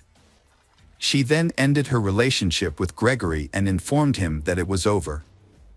But Gregory did not give up and started to do worse things. Gregory asked Jessica to reconsider their relationship. He then became aggressive, and he resorted to threatening and harassing her. Realizing that Jessica had moved on, Gregory turned to private investigators to hack into her online accounts and find out who she was talking to. He soon discovered Patrick's identity and contact information. Then, Gregory started sending threatening messages to Patrick. Patrick received threatening messages from Gregory, Jessica's ex-boyfriend, who demanded that Patrick end his relationship with Jessica, referring to her as his fiancée. After receiving the threats, Patrick remained calm because he thought they would not come true. However, Jessica is scared because she knows Gregory's aggressive nature and that he has a large collection of weapons. She suggested breaking up with Patrick to avoid any potential harm, but Patrick refused. They decided to report the incidents to the police, providing evidence of Gregory's stalking and threats.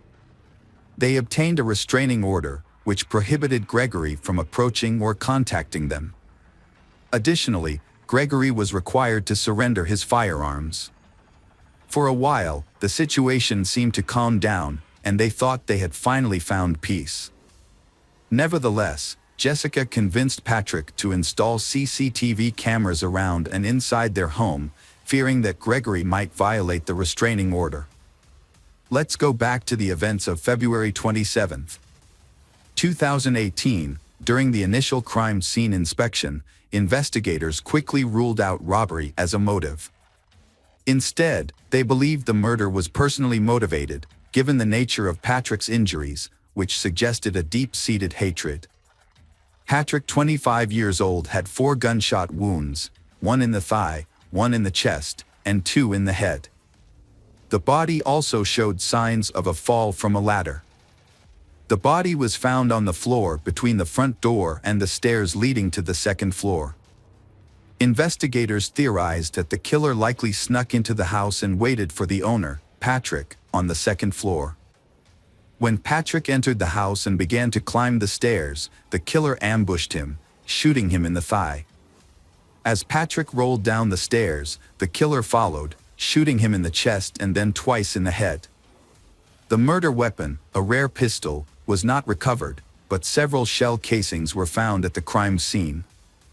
The police found 3 casings at the scene, but a 4th one was missing.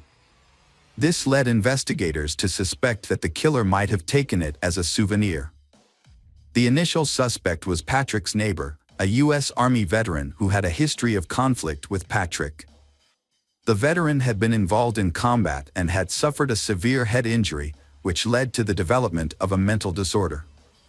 The veteran was skilled with firearms and had access to rare guns. In a previous incident, the veteran had mistakenly shot at his neighbor, thinking he was a burglar. After his release, the veteran continued to harass the victim, accusing him of being a spy and threatening to expose him. The investigation initially centered around the veteran with a history of mental health issues, as his unusual behavior and mindset suggested a possible motive for the crime. Although he truly hated Patrick, he still had an alibi for the time of the murder, confirmed by many witnesses. As the police looked for evidence and attempted to provoke a response from the perpetrator, it became clear that the crime was not a robbery gone. As the house was undisturbed and valuables remained untouched. The only items missing were the hard drives containing video surveillance footage, making it impossible to identify who entered and left the house that day. Furthermore, no evidence was found at the crime scene. Forensic experts were unable to find a single fingerprint, shoe print, or DNA trace, suggesting that the murder was meticulously planned and executed. Although the investigation suspected Gregory's involvement, it seemed likely that he would escape justice due to the lack of concrete evidence. The police asked Jessica to help them with a secret plan to catch her ex-boyfriend, Gregory, off guard. She agreed to make the call, and as the police had hoped, Gregory answered. Jessica tried to lure him into a conversation, but it quickly became apparent that he had anticipated the trap and was not falling for it. Gregory seemed unflappable as Jessica confronted him about Patrick's death. When she accused him directly, he acted shocked and even offered her his condolences. Despite her best efforts to get him to lose his cool, he didn't give away any incriminating information. In the end, the police didn't have enough evidence to hold or question Gregory, so he remained at large, abiding by the terms of a restraining order. He appeared to have already distanced himself from Jessica, makes gathering evidence more difficult. As the police investigation stagnated due to lack of evidence, Diora Sanchez, Gregory's wife, called to reveal she had vital information about Patrick's death. Upon arrival at the police station, Diora told investigators about discovering a cryptic notebook in Gregory's office just days before the crime occurred. Upon flipping through the notebook's pages, Diora stumbled upon an entry containing an address she didn't recognize, accompanied by a series of cryptic digits that appeared to be a code.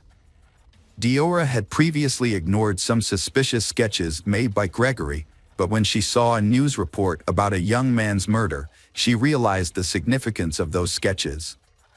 The crime scene's layout matched the drawings Gregory had made. Diora informed the investigators, who then obtained a search warrant for Gregory's house. Upon searching, the police found a mysterious notebook in Gregory's office, but several key pages were missing. They later discovered those pages in a trash can, carelessly discarded after being ripped out and crumpled. The pages contained a detailed plan of the crime, including turning off the victim's phone, wearing gloves, and using a special lubricant on shoes to avoid leaving footprints.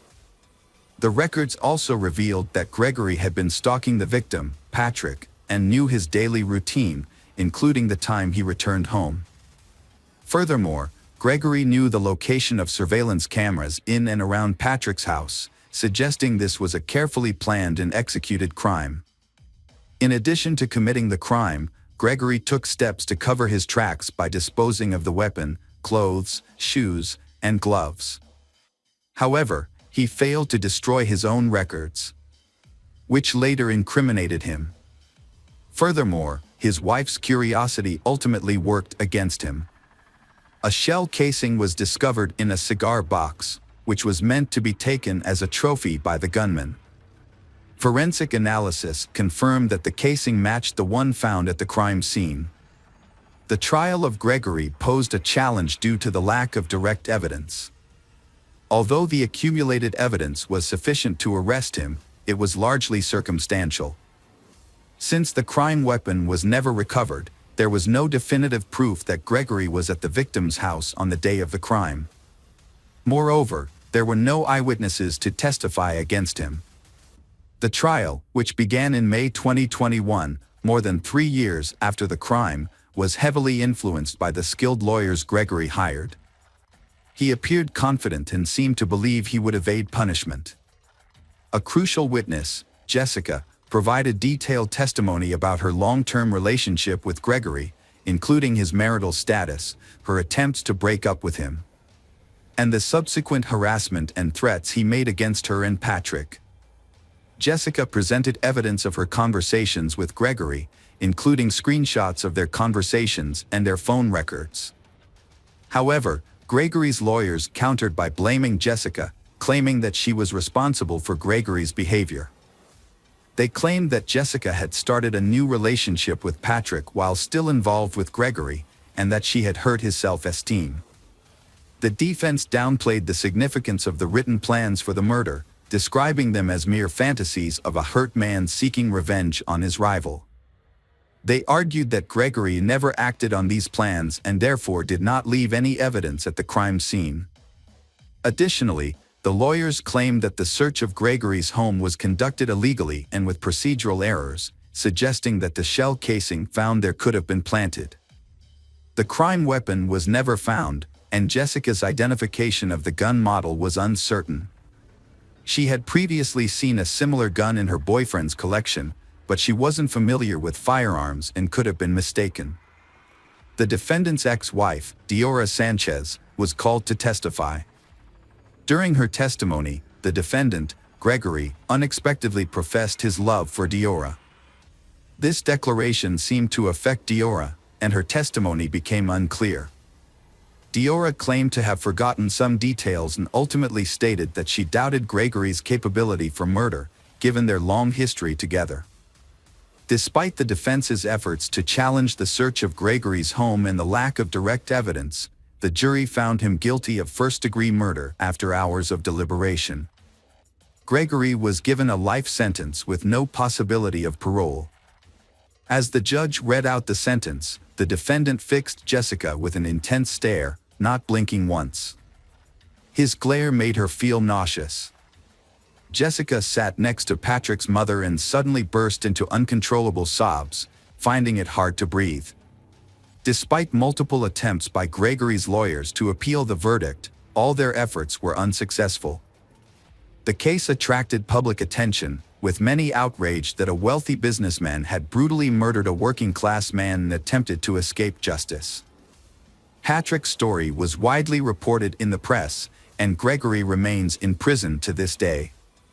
Jessica Dira said she is grateful that justice has been served, and Patrick's memory will always live on in her. She wears the engagement ring he gave her and a special piece of jewelry he had intended to give her but never got the chance. Jessica remains close to Patrick's parents, who have welcomed her into their family as one of their own. Welcome back, detectives. Let's dive into another horrible case. The case of Joseph Saunier. Joseph Saunier was born in 1955 to a respected family of doctors in Shreveport, Louisiana. From a young age, he aspired to follow in his family's footsteps and become a doctor. With exceptional abilities, Joseph earned a Bachelor of Science in Medical Science from the University of Baton Rouge in 1976. He then applied to Louisiana State University in Shreveport and began working at Parkland Hospital in Dallas, Texas. Joseph effectively balanced his university studies and work. He consistently refined his knowledge through hands-on experience at the hospital. The hospital management recognized Joseph's success and dedication, and in his final year of training, he was appointed chief resident.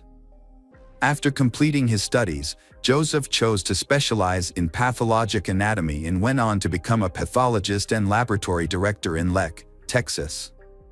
Joseph's life was marked by personal tragedy, including the loss of the woman he loved, Becky. His 27-year marriage, which he considered happy, ended in divorce when his wife fell in love with another man. Joseph accepted her decision and agreed to the divorce, believing that the woman he loved had found happiness. Joseph had a strong sense of responsibility and nobility. After his divorce from Becky, he maintained a warm relationship with her and continued to support their 2 sons. 2 years later, Becky was killed by her new husband. Joseph was shocked by her death. He often thought about their past family life and mourned her loss. Despite his own grief, Joseph remained a source of strength for his family. He took care of the funeral expenses and helped his sons cope with the trauma. His sons later credited his support for helping them overcome their pain. The tragedy had a profound impact on Joseph. He devoted himself to his work and raising his sons. However, the grief finally gave him the motivation to change his life. He decides to start a new chapter in a new city. In 2007, Joseph moved to Leck, Texas, with his sons, where he became the chief pathologist at Covenant Health System. Feeling the need for a change, Joseph enrolled in a local dance studio. He enjoyed the classes and met new women, which helped fill the void in his life. A few times, Joseph attempted to form connections with his dance partners, but it never worked out. That was until Michelle Tina walked into his dance class on a warm summer evening.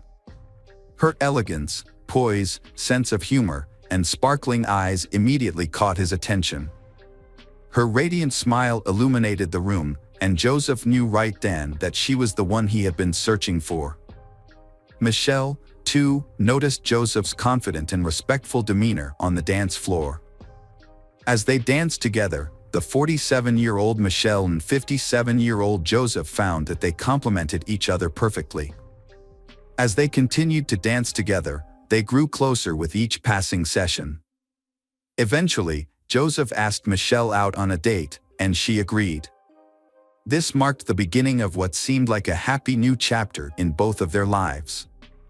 Michelle possessed an irresistible charm that had a profound effect on men. Michelle was a classic example of a femme fatale, a woman with an undeniable magnetism that drew attention and sparked passion in those around her. Michelle, like Joseph, is also starting a new life after personal emotional breakdowns. She is running away from the fear and anxiety associated with Mike Dixon, owner of a private clinic for cosmetic surgery. Michelle met Mike in 2008 when she came in for Botox injections. At first, there was just casual social interaction between them, then light flirting followed and they began a romance. Michelle is a successful and free woman. She worked as an executive in the NFL, built a successful career, and didn't lack for anything. Mike, on the other hand, is bound by his marriage. A few months after living a double life, his wife discovered his affair with Michelle and filed for divorce after 20 years of marriage.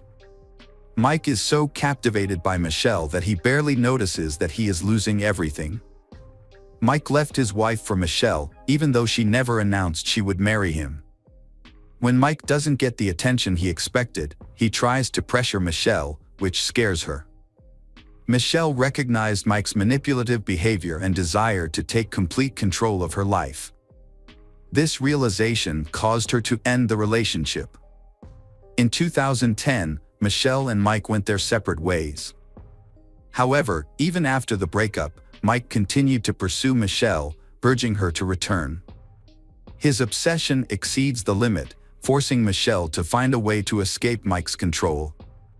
Michelle moved to Lek to start anew, where she met Joseph, a charming and kind-hearted man. They quickly connected, and their relationship blossomed into true love. Joseph's sons and relatives welcomed Michelle with open arms.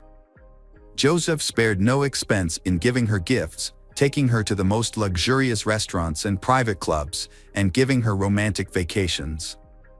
As Joseph realized he had found his perfect match, he took Michelle to Los Angeles and proposed to her in front of his entire family. Michelle, 47 at the time, was smitten with her new partner and frequently expressed her love for him on social media. However, her ex-lover, Mike Dixon, couldn't help but notice these declarations of love. Mike is furious when he discovers that Michelle has moved away and is planning to marry Joseph. He realized he couldn't win her back but still dared to propose that they rekindle their past relationship, suggesting they become lovers again. Michelle firmly rejected his proposal, refusing to engage in a love triangle, and immediately informed Joseph about Mike's suggestion. After some time, they started to feel like they were being watched.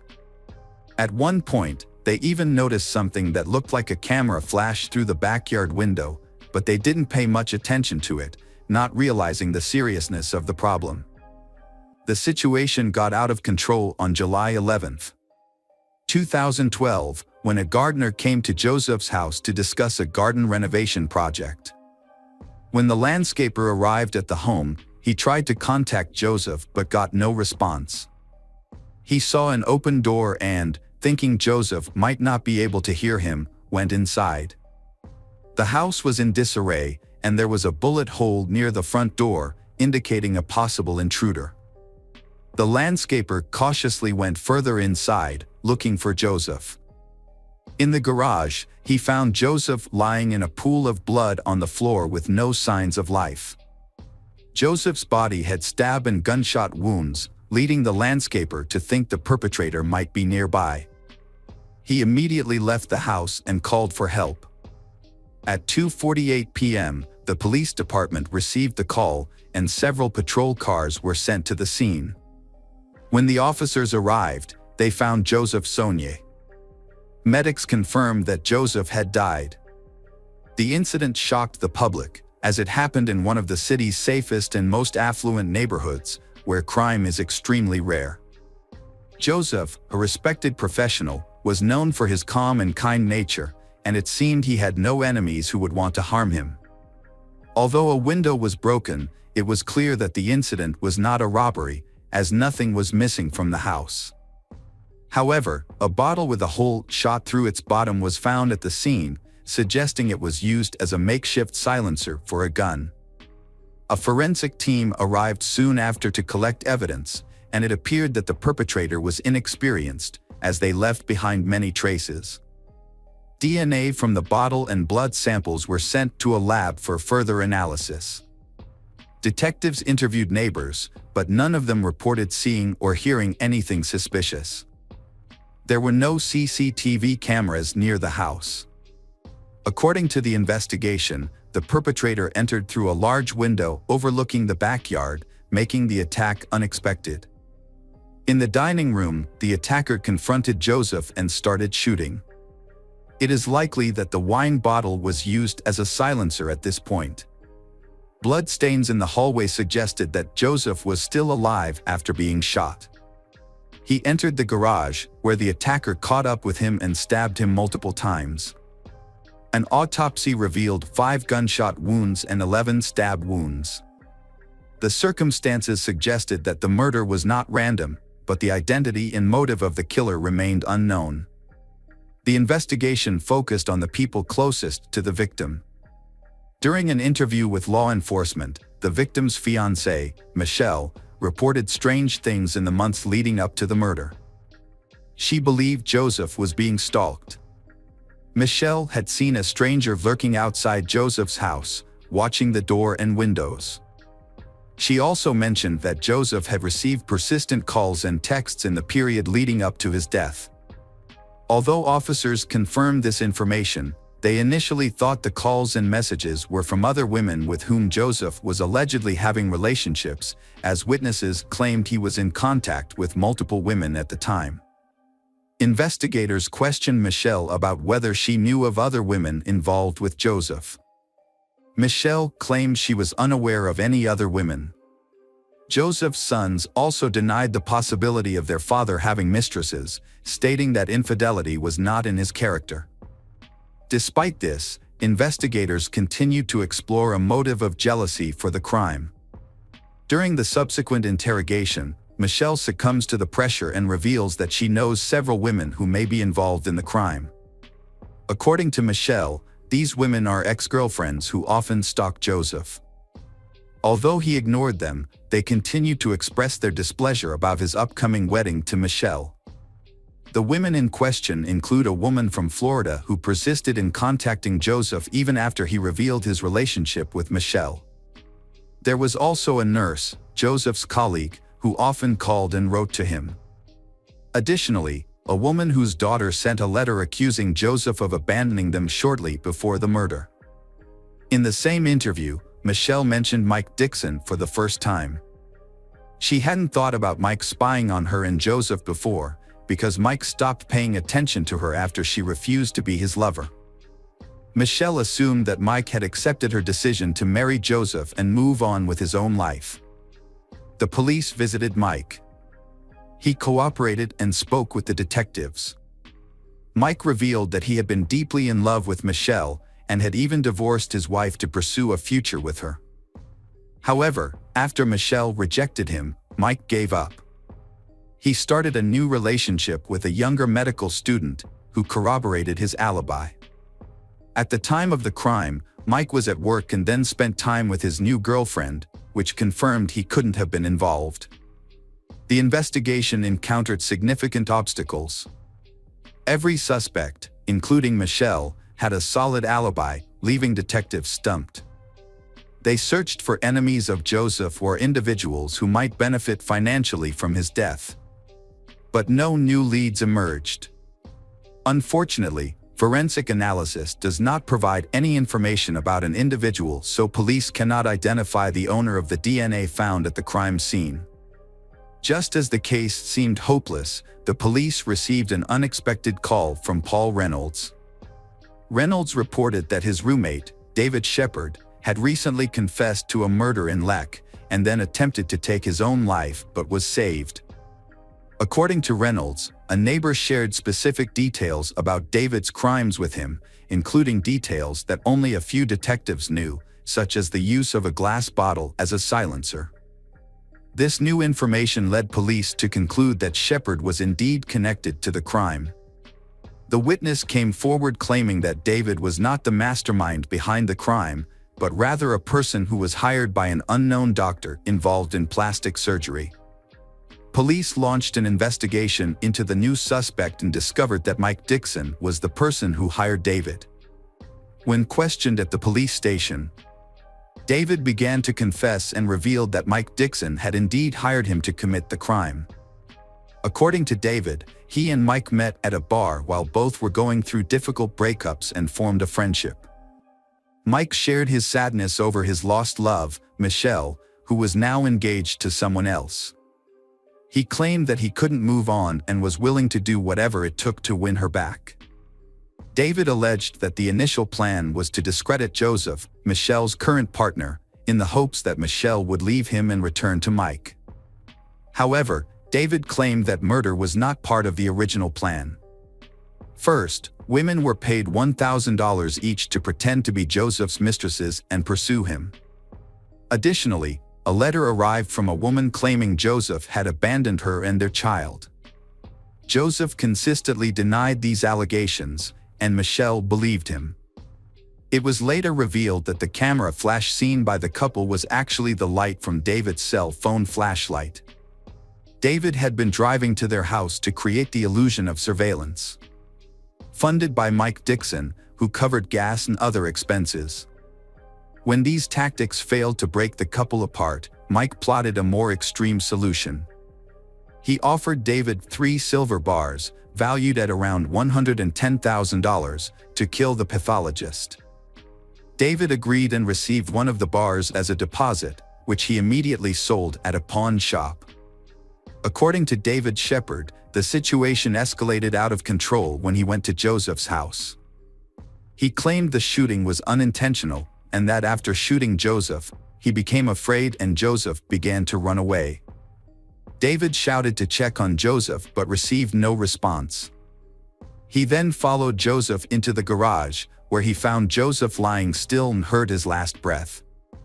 David rushed to check Joseph's pulse and confirmed that Joseph was dead.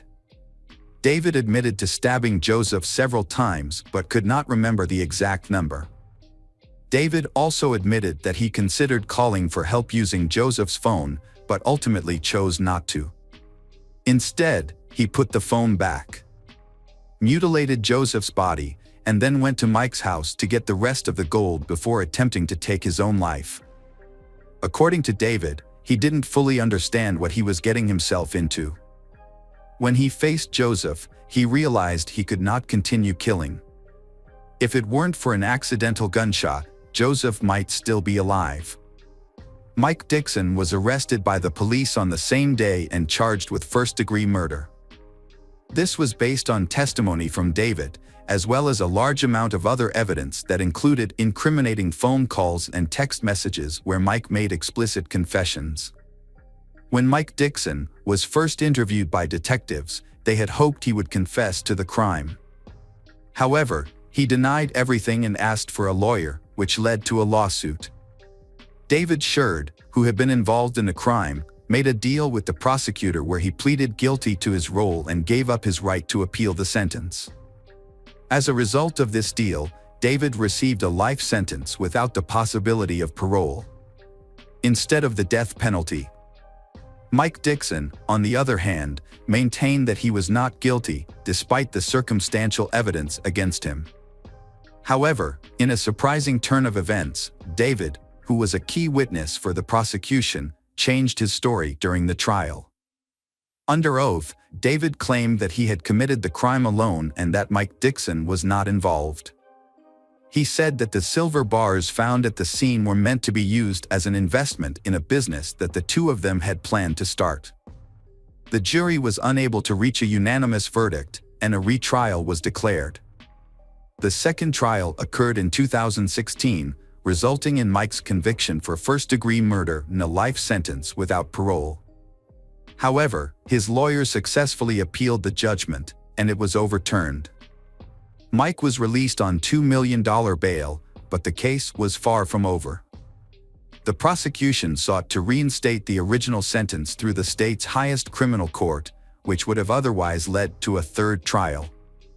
On February 11, 2019, the prosecution's motion was granted, and in April 2020, Mike's bail was revoked, prompting a new arrest warrant. The Texas Court of Criminal Appeals ultimately reversed the lower court's decision, reinstating Mike's life sentence without parole. The judge ordered Mike to continue serving his sentence, and he is currently incarcerated in a Texas prison. Hello, crime enthusiasts. Are you ready for another chilling investigation? The case of Kirsten Hatfield. Kirsten Hatfield was born on February 12, 1989, in Midwest City, Oklahoma. Kirsten's father left the family soon after her birth, and her mother, Shannon, moved back in with grandparents. When Kirsten was 2 years old, they moved to their own home. Later, Shannon remarried, but the marriage was short-lived, leaving Shannon to care for her 2 young daughters alone. Kirsten, being the older sibling, took on a lot of responsibility, helping her mother care for her younger sister, Faith. Kirsten and Faith shared a bedroom, while their mother slept in the adjacent room. On May 13, 1997, Shannon put her daughters to bed as usual. Kirsten was 8 years old, and Faith was 3. However, Faith had already fallen asleep, so Shannon only said goodnight to Kirsten and left the door to their room slightly open, as she always did, in case Kirsten or Faith needed her. At around 3 a.m., Shannon was awoken by a noise coming from the girls' room. Thinking one of her daughters was awake, Shannon got out of bed to check on them. As she approached the door, the noise stopped. Assuming her daughters had gone back to sleep, Shannon was about to return to her room when she noticed that the door to their room was now completely closed. This was unusual, as she was certain she had left it slightly open.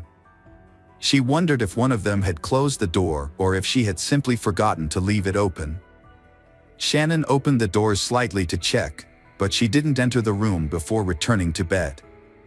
Shannon went to wake up her daughters at 6:30 a.m. the next morning, but only found Faith in their bedroom. Shannon asked Faith where Kirsten was, and when Faith said she didn't know, Shannon began a thorough search of the house. However, Kirsten was nowhere to be found.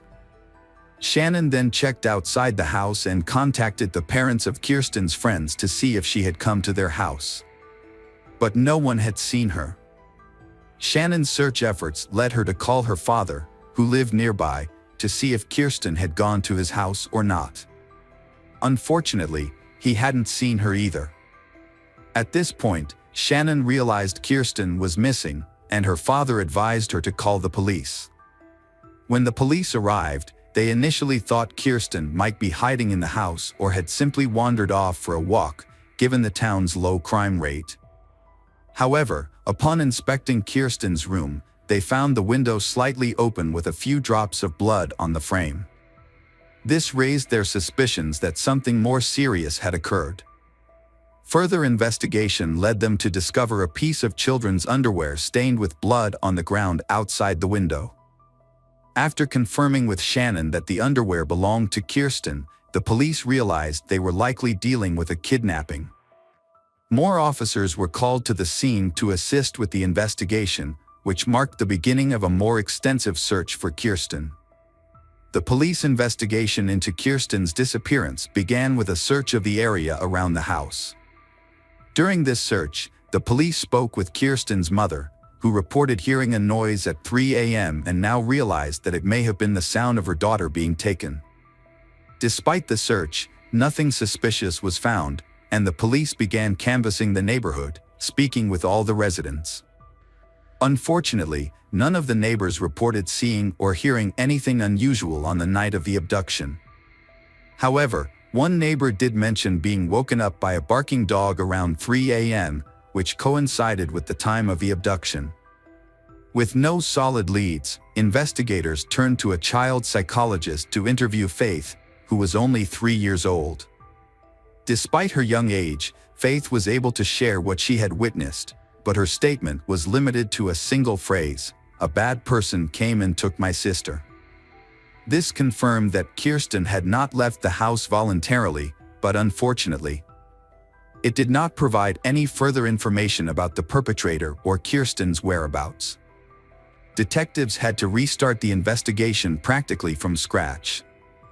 Their initial suspicion leaned towards someone who knew Kirsten well, as it seemed unlikely that a stranger could abduct her from her own room without a sound. Working on this theory, police discovered that Kirsten's mother, Shannon, had a history of drug-related problems. The detectives considered the possibility that the abduction might be related to this. Perhaps the mother owed money to some people in the criminal underworld, and they decided to take her daughter as payment. The police did not rule out the mother willingly handing over her daughter. This would explain why the abduction happened almost silently. The investigation into Kirsten's disappearance continued, with detectives initially speaking to Shannon, her mother. Shannon denied any involvement, claiming to have been clean from substance abuse for some time and insisting she would never harm her daughter. Although detectives were not convinced of Shannon's innocence, they could not find any evidence to prove her involvement. The police then turned to the public for help, using the media to ask for any information that might be relevant to the case. In response, they received hundreds of calls, but most of the calls were fruitless. However, one clue provided a promising lead. A woman reported her boyfriend's suspicious behavior, including aggressive outbursts and a disturbing threat he made during an argument.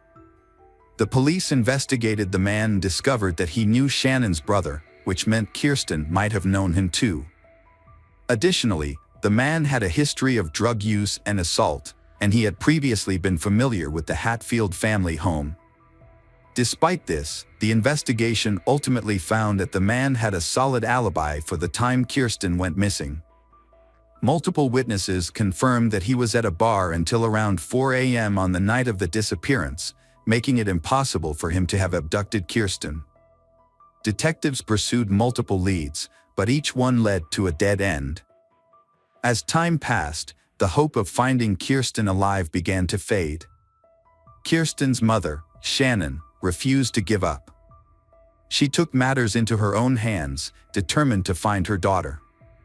She gave interviews to local media outlets, distributed flyers, and even investigated potential suspects on her own. However, Shannon faced numerous obstacles. Many local businesses refused to display Kirsten's flyers, citing company policies. She also attempted to meet with the state governor, but was unsuccessful. Shannon established a volunteer center to help find Kirsten. The center focused on distributing flyers and engaging with the media. However, Shannon encountered new challenges. Some volunteers stole money, lied about their work, and used the media to gain attention for themselves. Despite these setbacks, Shannon persevered in her search for the truth. After years of effort, Shannon realized that her approach was not yielding results. She enrolled in college, earned a degree in criminology, and became a parole officer. Shannon's goal was not only to find her daughter's kidnapper but also to protect others from potentially dangerous criminals who might be released from prison. Shannon suspected Kirsten's kidnapper had a history of violent crimes. To pursue this lead, she researched people with violent pasts in her area but found no connection to Kirsten's disappearance. Despite her efforts, she eventually had to accept that Kirsten might have passed away and might not return. Still, Shannon continued to search for answers. Periodically, police reopened the case to investigate new leads, working with the FBI to create an updated sketch of Kirsten's possible appearance. In 2014, there was a breakthrough in the Kirsten case. A woman contacted the police and shared a shocking discovery she had made while sorting through her late mother's belongings. Among her mother's possessions was a diary detailing the woman's father's confession, claiming he had killed Kirsten Hatfield. The diary was extremely detailed, and detectives were convinced of its accuracy.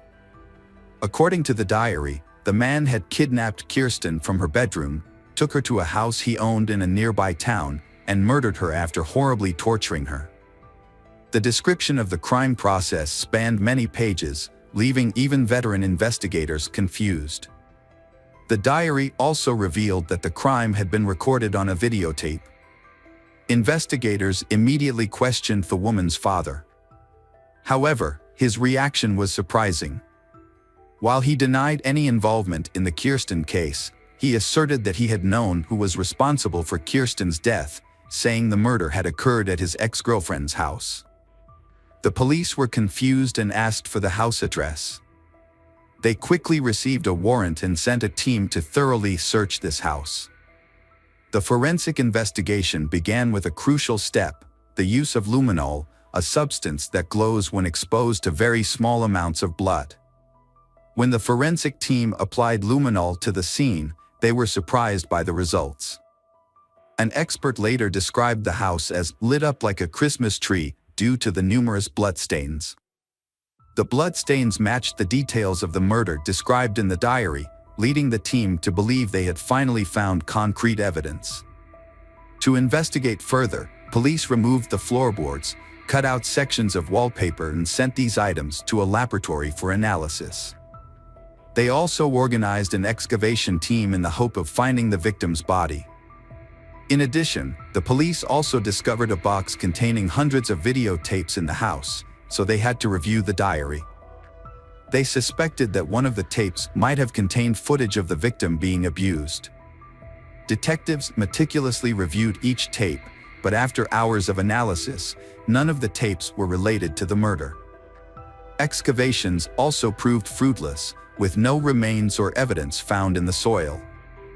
However, just when the investigation seemed to have been gaining momentum, the police encountered an unexpected and shocking episode. Experts who analyzed the bloodstains in the house concluded that the bloodstains had actually belonged to an animal, not a human. This revelation left the police stunned and wondering what had just happened. Had someone deliberately deceived them with a cruel joke? Or was the person writing the diary struggling with mental health issues and convinced by a false narrative that had developed in their mind? The truth was still unknown. Detectives had run out of leads in Kirsten's case, and the case was once again stalled. In an effort to revive the investigation, the case was reassigned to a new detective named Daryl Miller in the summer of 2015. Miller decided to start from scratch and review all existing documents and records. During his scrutiny, Miller discovered something surprising. His predecessors had overlooked some key evidence, including blood found on Kirsten's windowsill and on her underwear. The evidence had been stored in a warehouse, but shockingly had never been sent to a laboratory for analysis. Miller suspected that the reason for this might have been because police initially thought the blood belonged to Kirsten, which would not have yielded any useful results. However, Miller decided to send them to the laboratory for analysis. The results were surprising. The blood sample did not belong to Kirsten, but to an unidentified man. This was a significant breakthrough after many years of investigation. Miller decided to collect DNA samples from all the men who had participated in the investigation since the kidnapping. Police tracked down each person on the list and sent their DNA to a lab for analysis. Everyone was cooperative and provided their DNA samples quickly. Miller patiently waited for the results, and finally he received a call from the lab. Experts had analyzed one of the samples and found a perfect match with bloodstains found on the window and the victim's underwear. The DNA belonged to Anthony Palma, 56. The Hatfield family's neighbor who lived across the street. Anthony had been one of the first people the police spoke to on the day of the abduction. At the time, he claimed to have woken up around 3 a.m. due to his dog barking. Now that his DNA had been linked to the crime scene, detectives decided to bring him in for further questioning. Although the DNA evidence was sufficient for a conviction, the investigators hoped to obtain a confession from Anthony. A confession would expedite the trial and potentially lead them to Kirsten's body, which was still missing. To get Anthony to talk, the detectives invited him for questioning, telling him it was a routine process. They claimed they were re-interviewing everyone, including neighbors, to gather new information. In reality, their goal was to get Anthony to admit whether he had ever been inside the Hatfield family home. Detectives asked Anthony to recall any additional details about the night in question. He retold the same story he had shared 18 years earlier. But this time he added a new detail. He claimed to have seen a white car parked outside Kirsten's house, although he didn't think much of it at the time.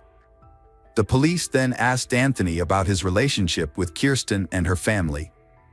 He stated that he knew them as neighbors, but he had never interacted with Kirsten personally. He maintained that he got along well with the other neighborhood children, who would often ask him for help fixing their bikes or visit him for candy. This conversation became a critical point in the investigation, as the police had discovered Anthony's blood on the windowsill of Kirsten's bedroom. When they asked if he had ever entered the house, Anthony claimed he had not. This statement raised suspicions, as the presence of his blood suggested otherwise. The detectives faced a challenge. Anthony's blood was fresh, suggesting it had been left recently, but he had had a visit to the house when it belonged to a friend. The investigators decided to move forward with the interrogation, informing Anthony that his blood had been found in Kirsten's room and on her underwear. Anthony repeatedly denied ever entering the house, despite the evidence to the contrary. The investigators attempted to extract a confession, but he consistently maintained his innocence. The detectives changed their approach and exited the room, leaving Detective Miller to speak with Anthony privately. Miller entered with a photo of Kirsten, placing it in front of Anthony. However, Anthony promptly pushed the photo away, refusing to look at it for the remainder of the conversation. Miller asked various questions, attempting to prompt Anthony into a confession, but he continued to deny any involvement. Failing to obtain an admission of guilt, the police ended the interrogation and apprehended Anthony. A subsequent search of his residence, made possible by a search warrant, uncovered no evidence of Kirsten's remains or any other relevant evidence. During the trial, Anthony repeatedly denied any involvement in the crime.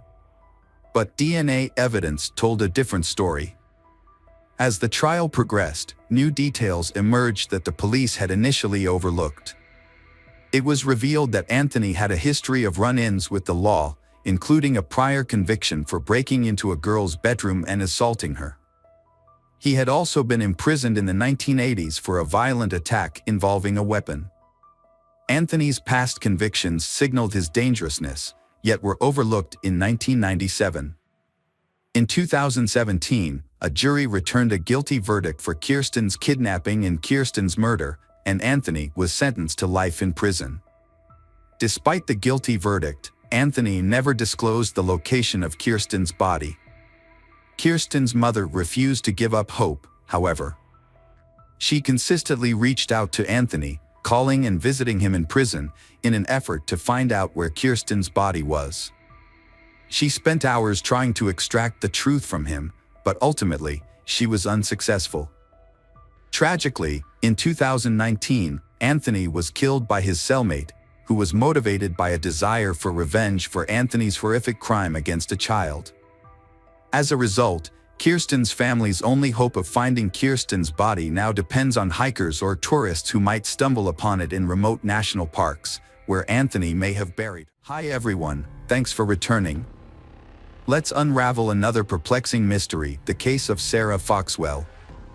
Sarah Foxwell was born on May 18, 1998, in Salisbury, Maryland, into a large family with 2 sisters and 4 brothers. Her mother had 3 additional children from a previous marriage. After her parents divorced, Sarah's mother struggled to care for her children alone. She worked long hours, so the children often stayed with relatives. As the middle child, Sarah played a peacemaking role, usually managing to bring her siblings together despite their frequent arguments. In December 2009, 11-year-old Sarah temporarily moved in with her aunt and grandparents, who lived in a spacious farmhouse on the outskirts of Salisbury. The kids loved visiting their aunt's home, which offered plenty of room to play. On December 22, 2009, the whole family was filled with joy and excitement, eagerly awaiting the upcoming Christmas day. After a pizza dinner, they began getting ready for bed around 9 p.m. Sarah shared a room with her 6-year-old sister, Emma, at the end of the hallway near the back door. The sisters chatted for a bit before falling asleep. The next morning, Sarah's grandfather went to wake the kids, but only found Emma in the room. He searched the entire house, thinking Sarah might have already gotten up, but couldn't find her anywhere. He informed Sarah's aunt, and together they thoroughly searched every room and corner of the house. When they couldn't find Sarah, her aunt suggested she might have gone outside to play in the snow, but her shoes and jacket were still at home. Then, her aunt noticed that Sarah's toothbrush was missing from the bathroom. After searching the surrounding area and finding no Sarah, her aunt called Sarah's mother, who rushed over. They then contacted the police, who arrived quickly and began searching the house. Sarah's aunt explained that she always checked the doors and windows every night before bed, including the previous evening, and the police couldn't find any signs of Sarah inside or nearby. When they learned about the missing toothbrush, the officers considered the possibility of an abduction, thinking the kidnapper might have taken the toothbrush before leaving with Sarah. They then decided to verify if all the doors and windows were indeed locked as Sarah's aunt had claimed. As investigators approached the back door next to Sarah's room, they found it unlocked, despite her aunt's insistence that it had been locked the night before. This discovery raised suspicions, since the family kept a spare key outside, which was now missing. The fact that the perpetrator knew about the spare key shows that he was very familiar with this family. Furthermore, the family's dog, which normally barked at strangers, had remained silent that night. The police launched a massive search operation, fearing that Sarah might have been kidnapped. News of her disappearance spread quickly, prompting many local residents to contact the police and offer their assistance. The police chief has made a public appeal through the media, asking people to check their cameras for any suspicious activity. Dozens of local police officers joined the search, with assistance from neighboring town police departments and police from other states. The police were hopeful that they would find Sarah alive, as the perpetrator had taken her toothbrush, which could indicate that they intended to keep her alive. With this in mind, the police dedicated all their resources to the search. Outside the house, investigators found their first clue, fresh tire tracks in the snow, suggesting the kidnapper had arrived by car. Since Sarah's warm clothing was still at home, it was unlikely the kidnapper had taken her on foot. Meanwhile, at the police station, Sarah's family was in for a surprise. Her 6-year-old sister, Emma, who shared a room with Sarah, whispered to their grandmother that she had seen the person who took Sarah. Emma claimed she had woken up to a man talking to Sarah, but pretended to be asleep, unsure of what was happening. She then saw the man leave the room with Sarah. What Emma said next sent shockwaves through the family. She knew the man who took Sarah. It was Mr. Thomas, the ex-boyfriend of Sarah's aunt. A man named Thomas had a history of violence against women and girls. Despite his criminal record, he spent a lot of time at Aunt Sarah's house and the children got to know him. The police knew Thomas well because he had many criminal records. Thomas first went to prison at 18 for attacking a 12-year-old girl, but he was released early after just a few months. He was sentenced again for assaulting another minor, but he was released early once more, this time after serving 6 months due to good behavior. Thomas continued to exhibit violent behavior, including another assault for which he received a 6-month sentence. He also tried to assault a girl on the same day his wife returned home from the hospital with their newborn baby. His wife eventually divorced him and obtained a restraining order after he threatened to kill her and their daughter. In another disturbing incident, Thomas targeted 2 young girls sitting on a porch. He approached them, claiming he had been watching one of them play in the yard, and called her a wild girl. He then used a stick to hit her on the buttocks, prompting her to run inside and tell her mother about the attack. She recognized Thomas from the window and recalled seeing his face before she moved into the house. She had previously checked the local sex offender registry and found his photo listed. She immediately reported him to the police, and the case proceeded to court. However, Thomas avoided punishment for his actions. Before the trial, she was threatened not to mention that Thomas was a sex offender and had a previous conviction for sexual assault. A few months prior to Sarah's disappearance, Thomas was arrested again for breaking into a 24-year-old woman's bedroom at night, undressing, and masturbating beside her bed. He was released on bail after his arrest. Initially, Thomas hid his criminal past from Sarah's aunt, but she eventually discovered the truth. Despite this, Thomas managed to persuade her that the accusations against him were false and that he was innocent. Detectives are certain that Thomas was the person who kidnapped Sarah. This suspicion was reinforced by the fact that during his relationship with Sarah's aunt, he had spent an inordinate amount of time with Sarah, more so than with the other children in the household.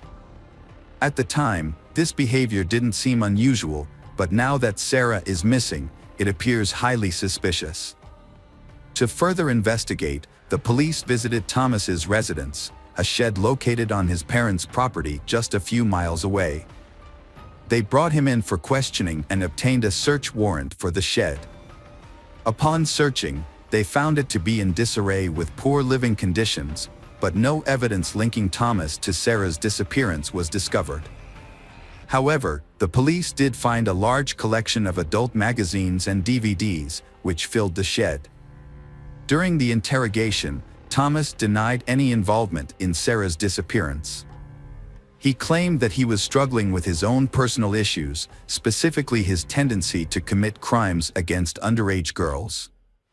According to Thomas, he had made a conscious effort to avoid being alone with the children while dating Sarah's aunt, in order to avoid any false accusations. When confronted with Emma's testimony, which placed him at the scene of the abduction, Thomas dismissed her account, stating that she had a history of fabricating stories and that he was not there on the night in question. Detectives were skeptical of Thomas's story. It wasn't just because of his prior convictions. As they questioned him about 11-year-old Sarah's disappearance, Thomas seemed to take pleasure in the situation, smiling and mocking the sheriff. Although it is certain that he planned the crime without any mistakes, the police still work hard to solve the case and find out the truth about what really happened. Thomas claimed to have a solid alibi, stating he was at a bar with a friend until late at night. However, investigators found a discrepancy in his story. Although he was indeed at the bar, he left around 1 a.m. and wasn't seen again until 7 a.m. the next morning. A review of his phone records revealed that he had sent messages to several women, proposing to meet up, but all of them declined. Despite the inconsistencies in Thomas's story, detectives still couldn't gather enough evidence to incriminate him. Their primary concern was finding Sarah, and they poured all their resources into the search. A search of Thomas's pickup truck yielded several crucial clues. Inside, they found Sarah's green toothbrush and a large lollipop, which suggested that Thomas might have used the candy to lure her into his vehicle. Furthermore, the tire tracks on his truck matched the ones found in the snow outside the house on the night of Sarah's disappearance. Thomas had lied about not visiting Aunt Sarah's house for more than a month. This did not deter the police and volunteers from continuing their search for Sarah. They searched extensively, covering many miles around her house, checking abandoned buildings, forests, ravines, and bodies of water. K-9 units and helicopters assisted in the search. The community provided immense support to the police efforts, with hundreds signing up to volunteer. The poor weather and upcoming holidays did not dampen the search, but unfortunately, the efforts yielded no results. The search party resumed early the next morning, with their numbers increasing rather than dwindling. Eventually, the number of volunteers swelled to 3,000 people. Due to the sheer volume of volunteers, the coordination center had to be relocated from the police station to a larger venue, the local baseball stadium. Many of the volunteers brought their children to assist, handing out essentials such as water, hot tea, and food. Despite the odds, the search continued with renewed determination to find Sarah alive. While investigators were questioning Thomas, they received another crucial piece of evidence. After he was brought to the station, his clothes were sent to the lab for analysis. Experts discovered foreign DNA on Thomas's underwear, which they compared to a DNA sample from Sarah's belongings. The results showed a complete match, leading detectives to a disturbing conclusion. It appeared that Thomas had sexually assaulted Sarah after abducting her. Despite the lack of progress in the search, thousands of people gathered on Christmas Day, December 25th, to continue looking for Sarah. Meanwhile, investigators obtained GPS data from Thomas's phone, which showed the cell towers his phone had connected to, although the exact locations were not provided. Police discovered that on the night Sarah vanished, her phone had connected to 3 cell towers, allowing them to narrow down the search area to a roughly triangular zone. Investigators focused on this location, located near the state border, about 8 miles from Sarah's aunt's home. The area was densely wooded, but hundreds of people thoroughly searched every inch of the territory, holding out hope for a Christmas miracle that Sarah would be found alive. Sadly, the outcome was far more tragic. Around 4 p.m., police discovered Sarah's body on the ground, near the state border. She was lying on her back with her arms raised upwards, pointing towards the sky. Medical experts performed an autopsy and were shocked by what they discovered. They confirmed that Sarah had been sexually assaulted and showed signs of strangulation. Additionally, experts found dirt in Sarah's lungs, suggesting that the perpetrator had attempted to drown her in a puddle. During this torture, Sarah lost consciousness. The experts also found evidence that Sarah had suffered severe burns. It is believed that the perpetrator may have left her lying in the forest for some time, went to get gasoline, and then returned to set Sarah on fire. Significantly, traces of smoke were found in her lungs, indicating that she was still alive when the fire was set. This also explains why her hands were raised and pointing to the sky. Likely a reflex reaction to the fire.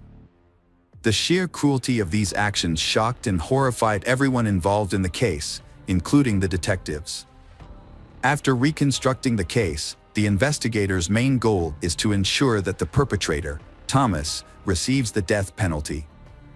Thomas continued to deny any involvement in Sarah's disappearance, but the evidence against him was substantial. After discovering Sarah's body, forensic experts found several strands of hair and pieces of fabric from Sarah's pajamas on the front seat of Thomas's pickup truck, further linking him to her kidnapping. Based on all the evidence, it is very unlikely that Thomas will escape punishment. The trial was delayed for over a year, but it never took place. In early 2011, the prosecution offered Thomas a plea deal. Under the terms of the agreement, Thomas would plead guilty and receive a life sentence, rather than facing the death penalty. While this deal may seem lenient considering Thomas's crimes, there were valid reasons for accepting it. A key consideration was that Sarah's younger sister would have to testify multiple times in court, facing the man who had murdered her sister. Sarah's kidnapping and murder were devastating for her family, and there was a risk that the trial's outcome might not bring them the justice they sought. Due to uncertainty about securing the death penalty, the prosecution presented a plea deal. This deal meant that Thomas would not receive the death penalty, and in return, he would plead guilty to the crime. The terms of the deal also ensured that Thomas would not be eligible for early release from prison. Another issue was that the state governor at the time opposed the death penalty. Ultimately, Thomas agreed to the deal and confessed to the detectives, revealing details they already knew. He admitted to tricking Sarah into leaving her house with him, then taking her away, sexually assaulting her, and killing her. As a result, Thomas received 2 life sentences without the possibility of parole and was transferred to a maximum security prison.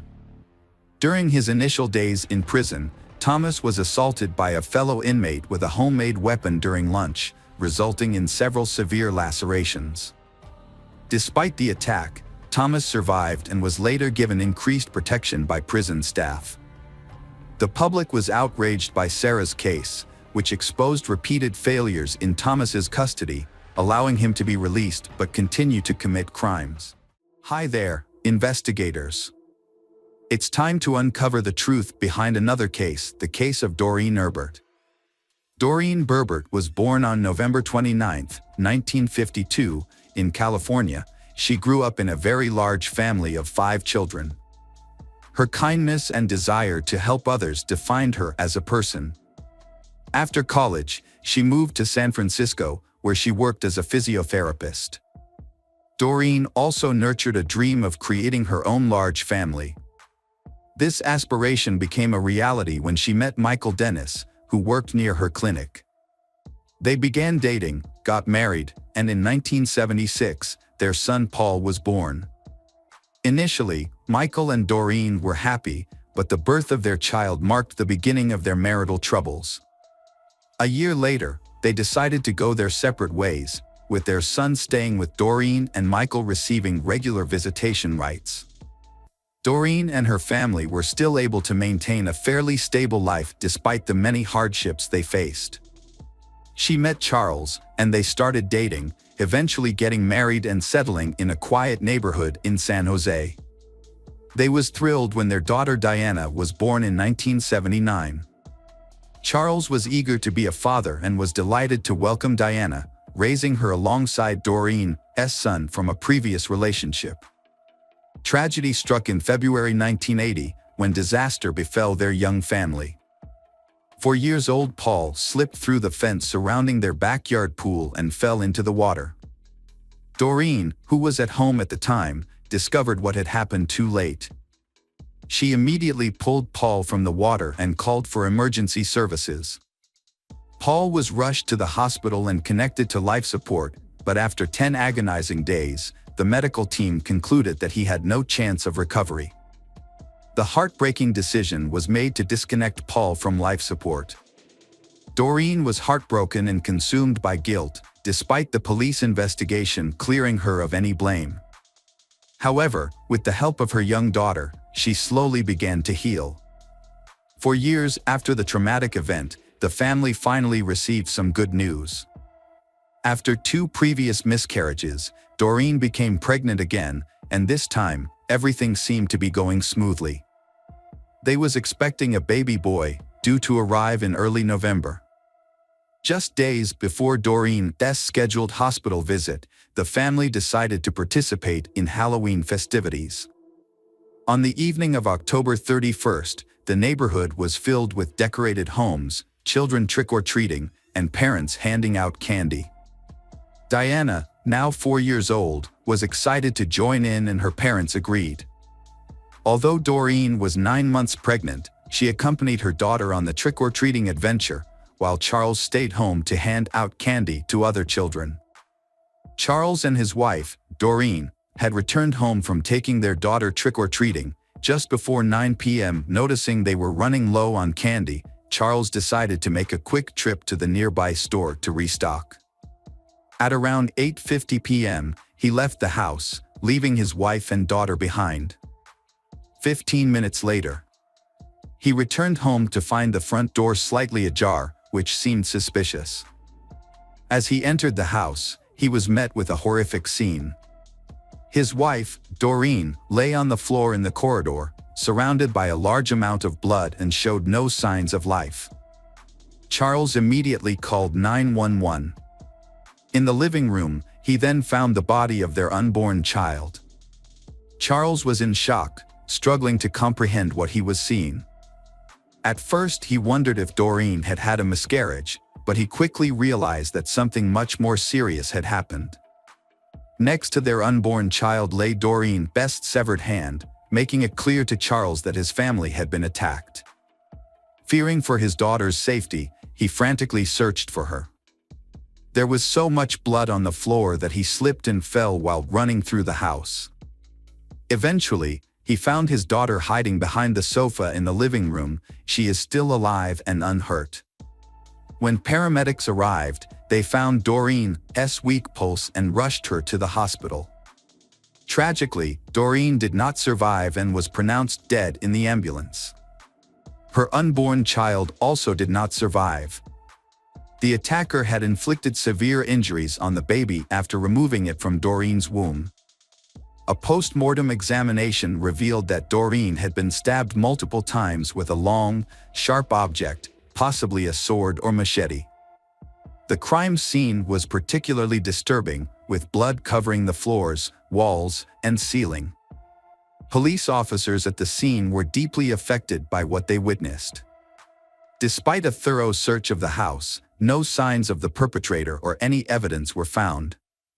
However, Investigators did discover bloody footprints leading from the house to the middle of the road, suggesting that the killer may have escaped in a vehicle.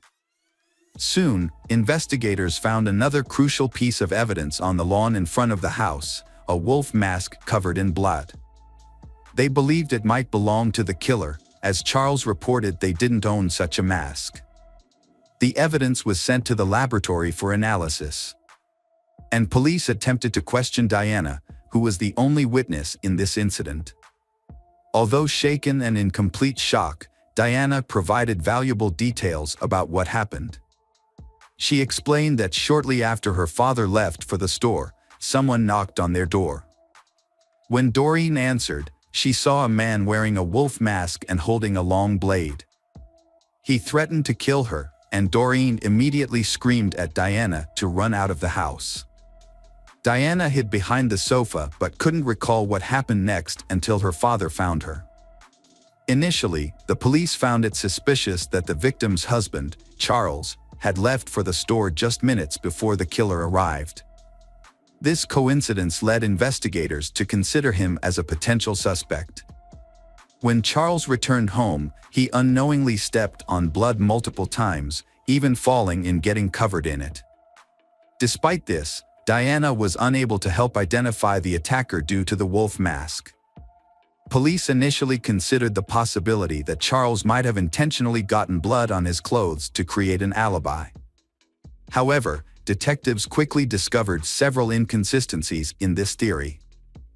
Firstly, Charles's shoes did not match the bloody footprints found on the street. Secondly, the killer likely escaped in a car parked in front of the house, but no blood was found in Charles's vehicle, nor was a different pair of shoes discovered. To investigate further, police went to the store that Charles had visited that evening and spoke to the staff there. They confirmed that Charles had indeed purchased candy from him. This established an alibi for Charles, as he didn't have enough time to commit the murder. Surveillance footage from the store supported Charles's account, leading detectives to temporarily rule him out as the prime suspect. They then asked Charles if he knew of anyone who might want to harm his family. Charles immediately pointed out Michael, Doreen's ex-husband. According to Charles, Michael's behavior changed dramatically after the death of their son, who had drowned in the pool. Michael blamed Doreen for the boy's death, believing she had deliberately killed Paul to cut ties with him. Michael filed a lawsuit against his ex-wife Doreen, holding her responsible for the death of Paul, but lost the case.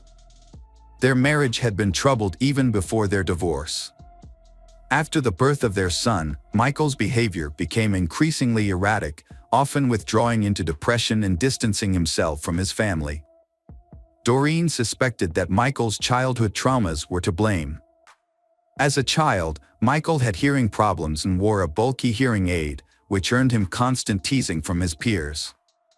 This led to him growing up as an introvert with few friends and a fear of interacting with women.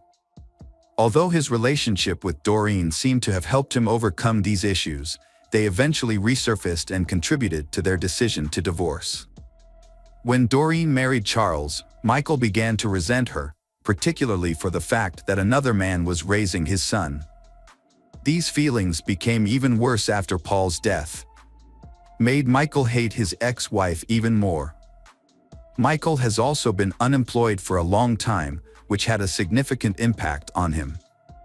After considering this information, the detectives decided to visit Michael's house to speak with him. Although Charles's statement alone was not enough to make Michael the main suspect, the fact that Michael lived only 2 miles from Doreen's house prompted the detectives to pay him a visit immediately. The officers arrived at Michael's home around midnight and noticed a pickup truck parked near the garage. When police shined their flashlights on Michael's car, they saw blood on the steering wheel and keys. They knocked on the door, but no one answered. Lights were still on inside the house and they could hear running water, leading them to suspect that Michael might be destroying evidence or washing bloody clothes.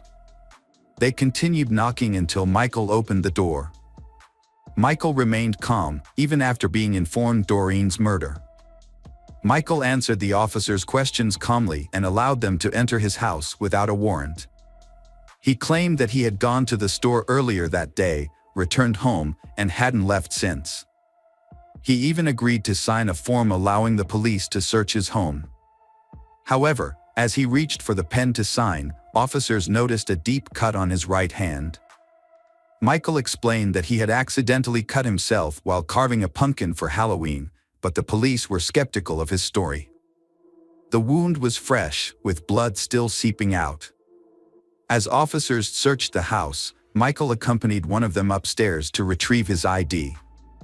However, when Michael reached for the bed headboard, the officer intervened, sensing suspicious behavior. Why would Michael store his documents behind the bed? Curiosity led the police to conduct a deeper investigation. Upon approaching the bed, they spotted a holster attached to the headboard, containing a loaded gun. The officer confiscated the weapon and escorted Michael downstairs to the other officers. Meanwhile, the officers discovered a trail of blood droplets leading from the house to the garage. And they found a washing machine and a pile of clothes with bloodstains. This evidence is enough to arrest Michael. A thorough search of the house by detectives and forensic experts followed, seeking evidence that might link Michael to the murder. Although the blood analysis would take a few days, the police made some disturbing discoveries. They found an empty box for an 18-inch machete. Medical experts confirmed that the wounds from this knife matched the actual wounds found on Doreen's body. During the investigation, police found 2 makeshift coffins in Michael's house, leading them to believe that he was planning to harm his ex-wife, Doreen, and her husband. The presence of medical body bags at his home was also suspicious. As detectives pieced together the evidence, they went to a judge to request a warrant for Michael's arrest. However, due to a lack of concrete evidence, they were initially only able to hold him for a limited time. When the judge refused to issue an arrest warrant, citing insufficient circumstantial evidence to convict Michael, he was released from prison. But detectives eventually got vital information from the autopsy results. Experts discovered that the crime scene had blood from 2 individuals. One blood type was identified as Doreen's, and the other was Michael's. This evidence suggested that Michael had likely injured himself while attacking Doreen. With this new evidence, the judge quickly issued a warrant for Michael's arrest, charged him with the murder of Doreen and her unborn child. In addition, detectives discovered that Michael owned a wolf mask identical to the one found near Doreen's house the previous Halloween. Further inquiry revealed that Michael had worn the mask to a party, and a photograph of him wearing it was even obtained by police. To validate this, detectives searched Michael's home and found the same clothing he wore in the photo. To search for new clues to the case, the police interviewed Doreen's neighbors about the incidents that happened that night. Several children who were trick-or-treating reported seeing a man wearing a wolf mask standing across from Doreen's house, eyeing it intensely. This sighting occurred around 7 p.m., a full 2 hours before the murder. Michael's trial commenced in July 1988, 4 years after the crime. He initially pleaded guilty but later changed his plea to not guilty by reason of insanity. A psychologist evaluated Michael and diagnosed him with severe mental health issues. Michael claimed that the horror of Halloween was too much to bear, as the sight of children trick-or-treating reminded him of his own loss and triggered a mental breakdown. He alleged that this breakdown led him to visit Doreen's house armed with a machete on the evening of the murder. When Doreen opened the door, Michael revealed his true identity as the man behind the mask and made a shocking statement: she killed their son. Recognizing the man as Michael, Doreen quickly screamed for her daughter to run and Michael immediately attacked her.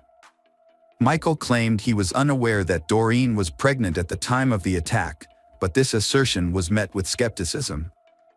Doreen was visibly pregnant, standing at 4 feet 1 inches tall, and her friends found it hard to believe that Michael wouldn't have noticed, especially given her prominent belly. In fact, her friends joked that her pregnancy had made her almost as wide as she was tall. The prosecution argued that Michael was fully aware of his actions and had planned the crime in advance, a claim supported by evidence from the investigation. Detectives discovered that Michael had previously shared his desire to kill his ex-wife and her husband with friends, and had even discussed disposing of their bodies in the bay. The presence of 2 coffins and body bags in his home suggested that he was serious about carrying out this plan, and the prosecution argued that he had adjusted his intentions for some reason to target Doreen instead. Michael may have panicked or feared being caught, prompting him to leave the house quickly. During the trial, Doreen's 9-year-old daughter, Diana, testified about what she witnessed. Charles had wanted to spare his daughter the traumatic experience, but she was the only witness to the crime. The trial lasted a year, ultimately resulting in Michael's conviction for the murders of Doreen and her unborn child. Michael was sentenced to death, but a moratorium on the death penalty in California delayed his execution. As a result, Michael remains in prison, and his sentence will be carried out. Years later, Diana revealed that the murder had such a profound effect on her, and she could never forget the horror she witnessed. Ultimately, Diana decides to forgive Michael and try to move past the past to focus on the future. Hi everyone, thanks for returning. Let's unravel another perplexing mystery. The case of Channon Starbuck. Channon was born on April 19, 1969, in Anderson, Indiana. She was the youngest child in her family and grew up with 2 older brothers. However, her life changed dramatically when her parents divorced and remarried, giving her more siblings. From a young age, Channon dreamed of having a large and loving family of her own. She often participated in church activities and had a deep faith, which reinforced her dream. Channon grew up in a simple and friendly environment. She had a passion for painting and won many awards. When she was 20, she met Kay Starbuck, a 25-year-old man. They met at a party in Florida, where Channon had moved with her family when she was a child. Kay Starbuck, originally from Alaska, came to Florida during his vacation. During their first meeting, Channon learned a lot about Kay, including that he had attended a diesel mechanic school in Colorado after high school. He then returned home to work on the Trans-Alaska Pipeline and was financially stable. However, Channon also learned that Kay was married and had 2 children from that marriage. Despite this, she was not discouraged by his complicated past. Instead, she saw it as a positive thing, believing that it gave him valuable experience for his married life. After getting married, Channon and Kay moved in together. In the new place, Channon had to overcome many difficulties related to the environment and weather, but she eventually adapted and settled down. However, married life was not as perfect as Channon had planned. Channon and Kay were often apart because of Kay's work, but their love helped her overcome her loneliness and wait for the day they could reunite. During that time, she cared for Kay's children from his previous marriage and had more children. In 1996, the Starbucks family welcomed their son Austin, followed by his brother Blake 3 years later. When their daughter Logan was born, the family was even more excited. However, Logan was soon diagnosed with autism spectrum disorder, adding to the challenges of family life. Channon had to deal with Logan's illness and try to support her daughter. She became a more caring and nurturing mother to her children. She spent time on health care, education, and community activities. But while she focused on raising her family, she did not realize that her husband was having an affair at work. As time passed, the Starbuck family continued to grow, and Channon welcomed another daughter, Serena. Despite the hardships of life, she still tried to keep her family happy. But her husband's secret eventually came to light, and it would change her life forever.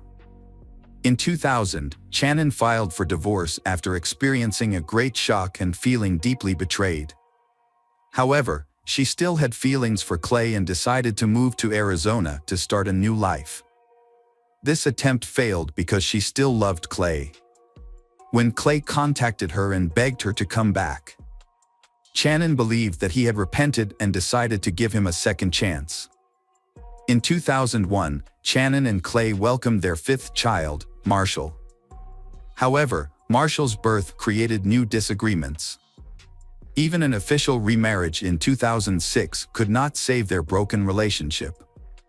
After the remarriage, the family moved to Deer Park in Spokane County, Washington. Clay continued to work at his previous job, which led to him being away from home often. Channon had to manage her family and children on her own. However, suspicion continued to poison their marriage, which was affected by the long separations and breakups that occurred during their relationship. Finally, in 2010, Channon and Clay divorced for good. When she turned 40, Channon decided to rebuild her life once again. She still hoped that she could experience the joy of love. She was also determined not to repeat the mistakes of the past. Even when Clay was seriously injured, she chose not to get back together with him. Instead, she chose to support her ex-husband and provide help when needed.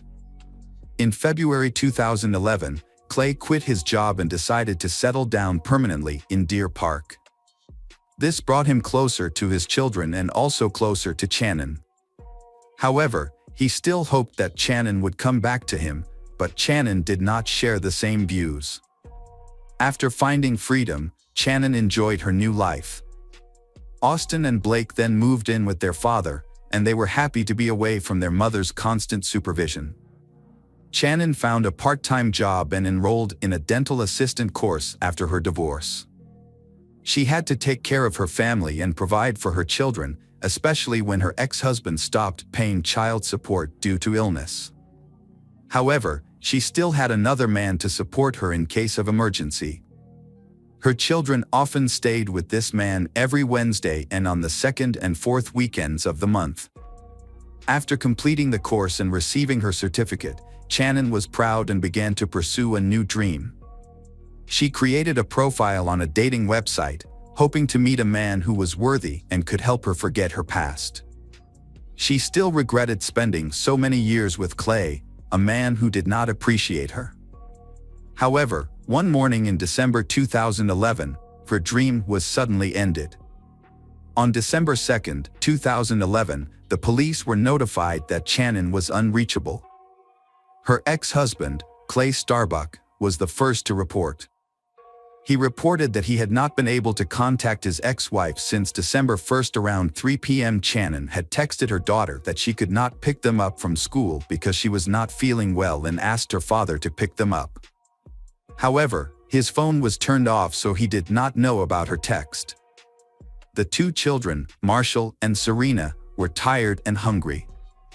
As a result, Logan, 15, decided to call his brother and ask him to drive them to their father's house, which was a few blocks away.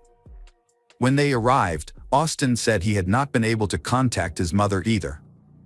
She may have turned off her phone to rest and recover. Austin took the children to Clay's house. Clay was not expecting them but was very happy to see his children again. After the divorce, the older children lived with him, while the three youngest children lived with their mother. So the father decided to enjoy his time with his children and not bother Channon. On December 2, Clay drove the children to school and went to Channon's house. However, the front door was locked and the blinds were drawn. Since he did not have a spare key, he could not enter the house. Clay then sent a text message saying that if Channon did not show up by 7 p.m., he would contact law enforcement. Time passed without Clay receiving a response from Channon, so he went to the police and reported the situation. Two sheriffs went to the address provided but did not see anything suspicious and returned. The sheriff suggested waiting another day, and if she had not contacted him by then, he should return. Frustrated, Clay went home and waited for news. The next day, Clay went to the police station again. This time, the police told him that he was not the only one reported missing. A friend and Channon's mother were also unable to contact her. This did not fit her personality. This time, the police took a more serious approach to the case. Many of Shannon's relatives began to worry. After receiving the necessary permission, the police returned to Shannon's house to investigate. When they arrived, the police broke the lock and entered. Initially, they saw no signs of forced entry or robbery. Everything seemed to be in its place. However, when they entered Shannon's bedroom, they discovered an unexpected detail: a broken statue. Then came the horrifying scenes. Shannon, 42, was found lying on her back on the floor of her bedroom in a provocative pose. On her stomach was an erotic massage tool. She had hoped for a better future, but fate did not give her the chance to fulfill her dream. Shannon's body was covered in bruises and scratches. The medical examiner's report showed that some of the injuries on her body were caused by a stun gun. There was also evidence that her body had been moved. Shannon's cause of death was strangulation. It was the detective's job to figure out Shannon's last hours and find the culprit. The police realized that Shannon Starbuck had not only disappeared but had also been brutally murdered. Her room looked as if it had been turned upside down. The bed was unmade, the blankets and sheets were missing, and the mattress cover was stained red. Shannon's cell phone and diary were on the dresser. Forensic experts focused on this room and examined all surfaces for fingerprints. Some surfaces had been wiped clean, but they found 12 latent fingerprints on the massager and the bathroom mirror. They also found many other traces in common areas for DNA analysis. Experts took samples from under Shannon's fingernails on her face and neck. Detectives suspect that Shannon was killed after she left the bathroom, then placed on the bed, and finally dragged to the floor. It is worth noting that the removed bed sheets were found in the washing machine, possibly intended to destroy evidence. The detectives needed to gather information about Shannon and her lifestyle. So, after the ex-husband calmed down, they questioned him. Clay explained that he and his ex-wife had an arrangement regarding child pickup and drop-off. Every morning, he picked up the younger kids and took them to school, and she picked them up after school. Clay said that on the morning of December 1st, his car broke down a few blocks from home. So he texted Shannon, asking her to take the kids to school. He then went home to wait for the car to warm up, thinking that would help it start. Around 11 a.m., he tried to restart the car but was unsuccessful. He gave up and went back inside to take a nap. During that time, his cell phone battery died. To back up his claim, he showed his correspondence with his ex-wife. At first, everything made sense. Furthermore, Clay was very cooperative, handing over his cell phone, DNA sample, and fingerprints. He also confessed that he was worried about Shannon because the divorce had made her more vulnerable.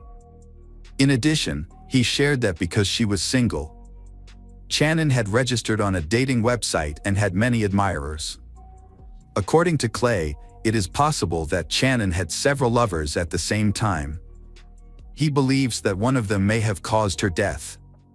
However, he could not name them specifically due to a lack of information. During the conversation, Clay sobbed. He explained that accepting the death of his ex-lover was very difficult. After taking his statement, the police let Clay go home.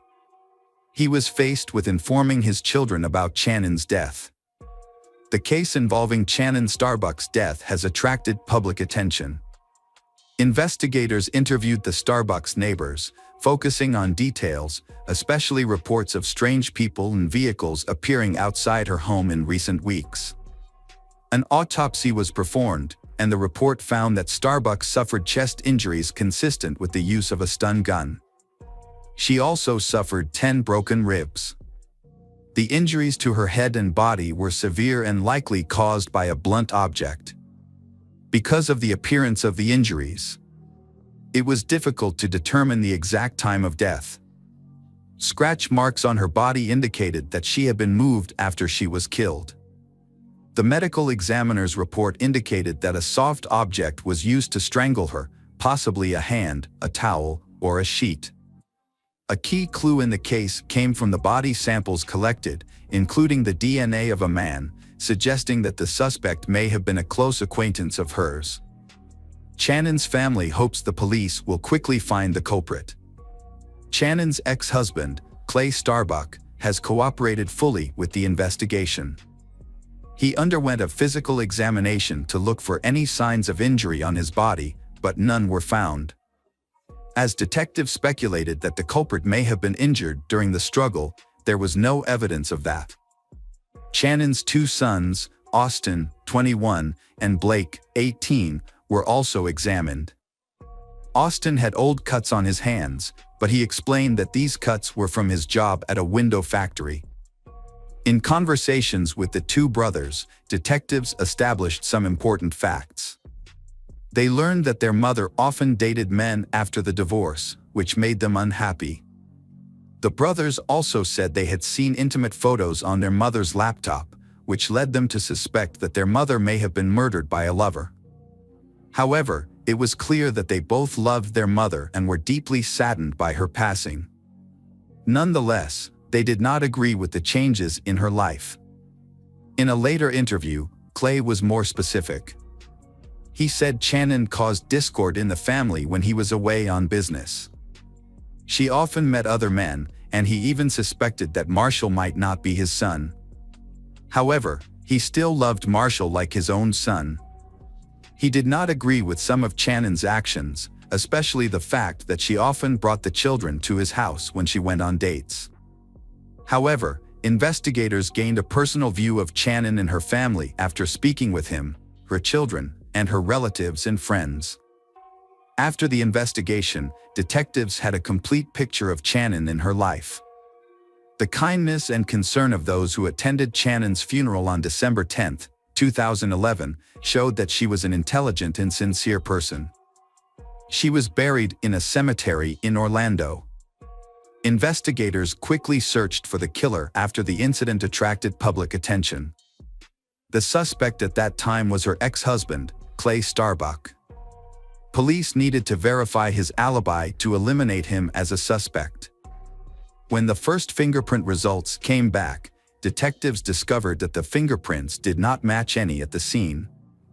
Therefore, the police needed to gather more information about Clay Starbuck. They also took samples from his cell phone, laptop, and personal diary.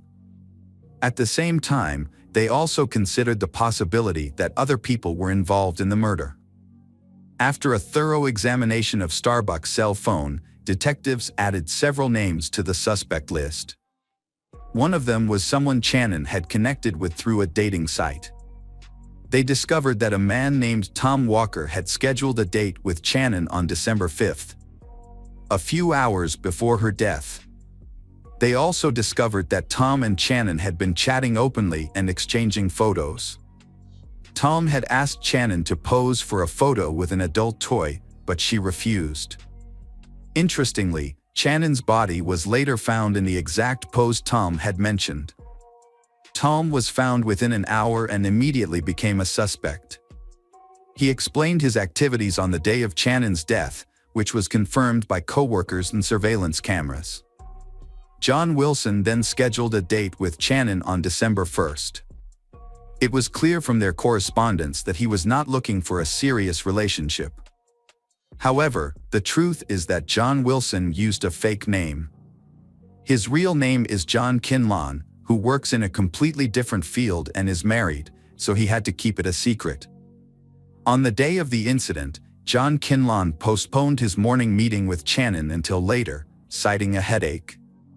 In the end, the appointment did not take place. After his DNA sample was taken, he was released.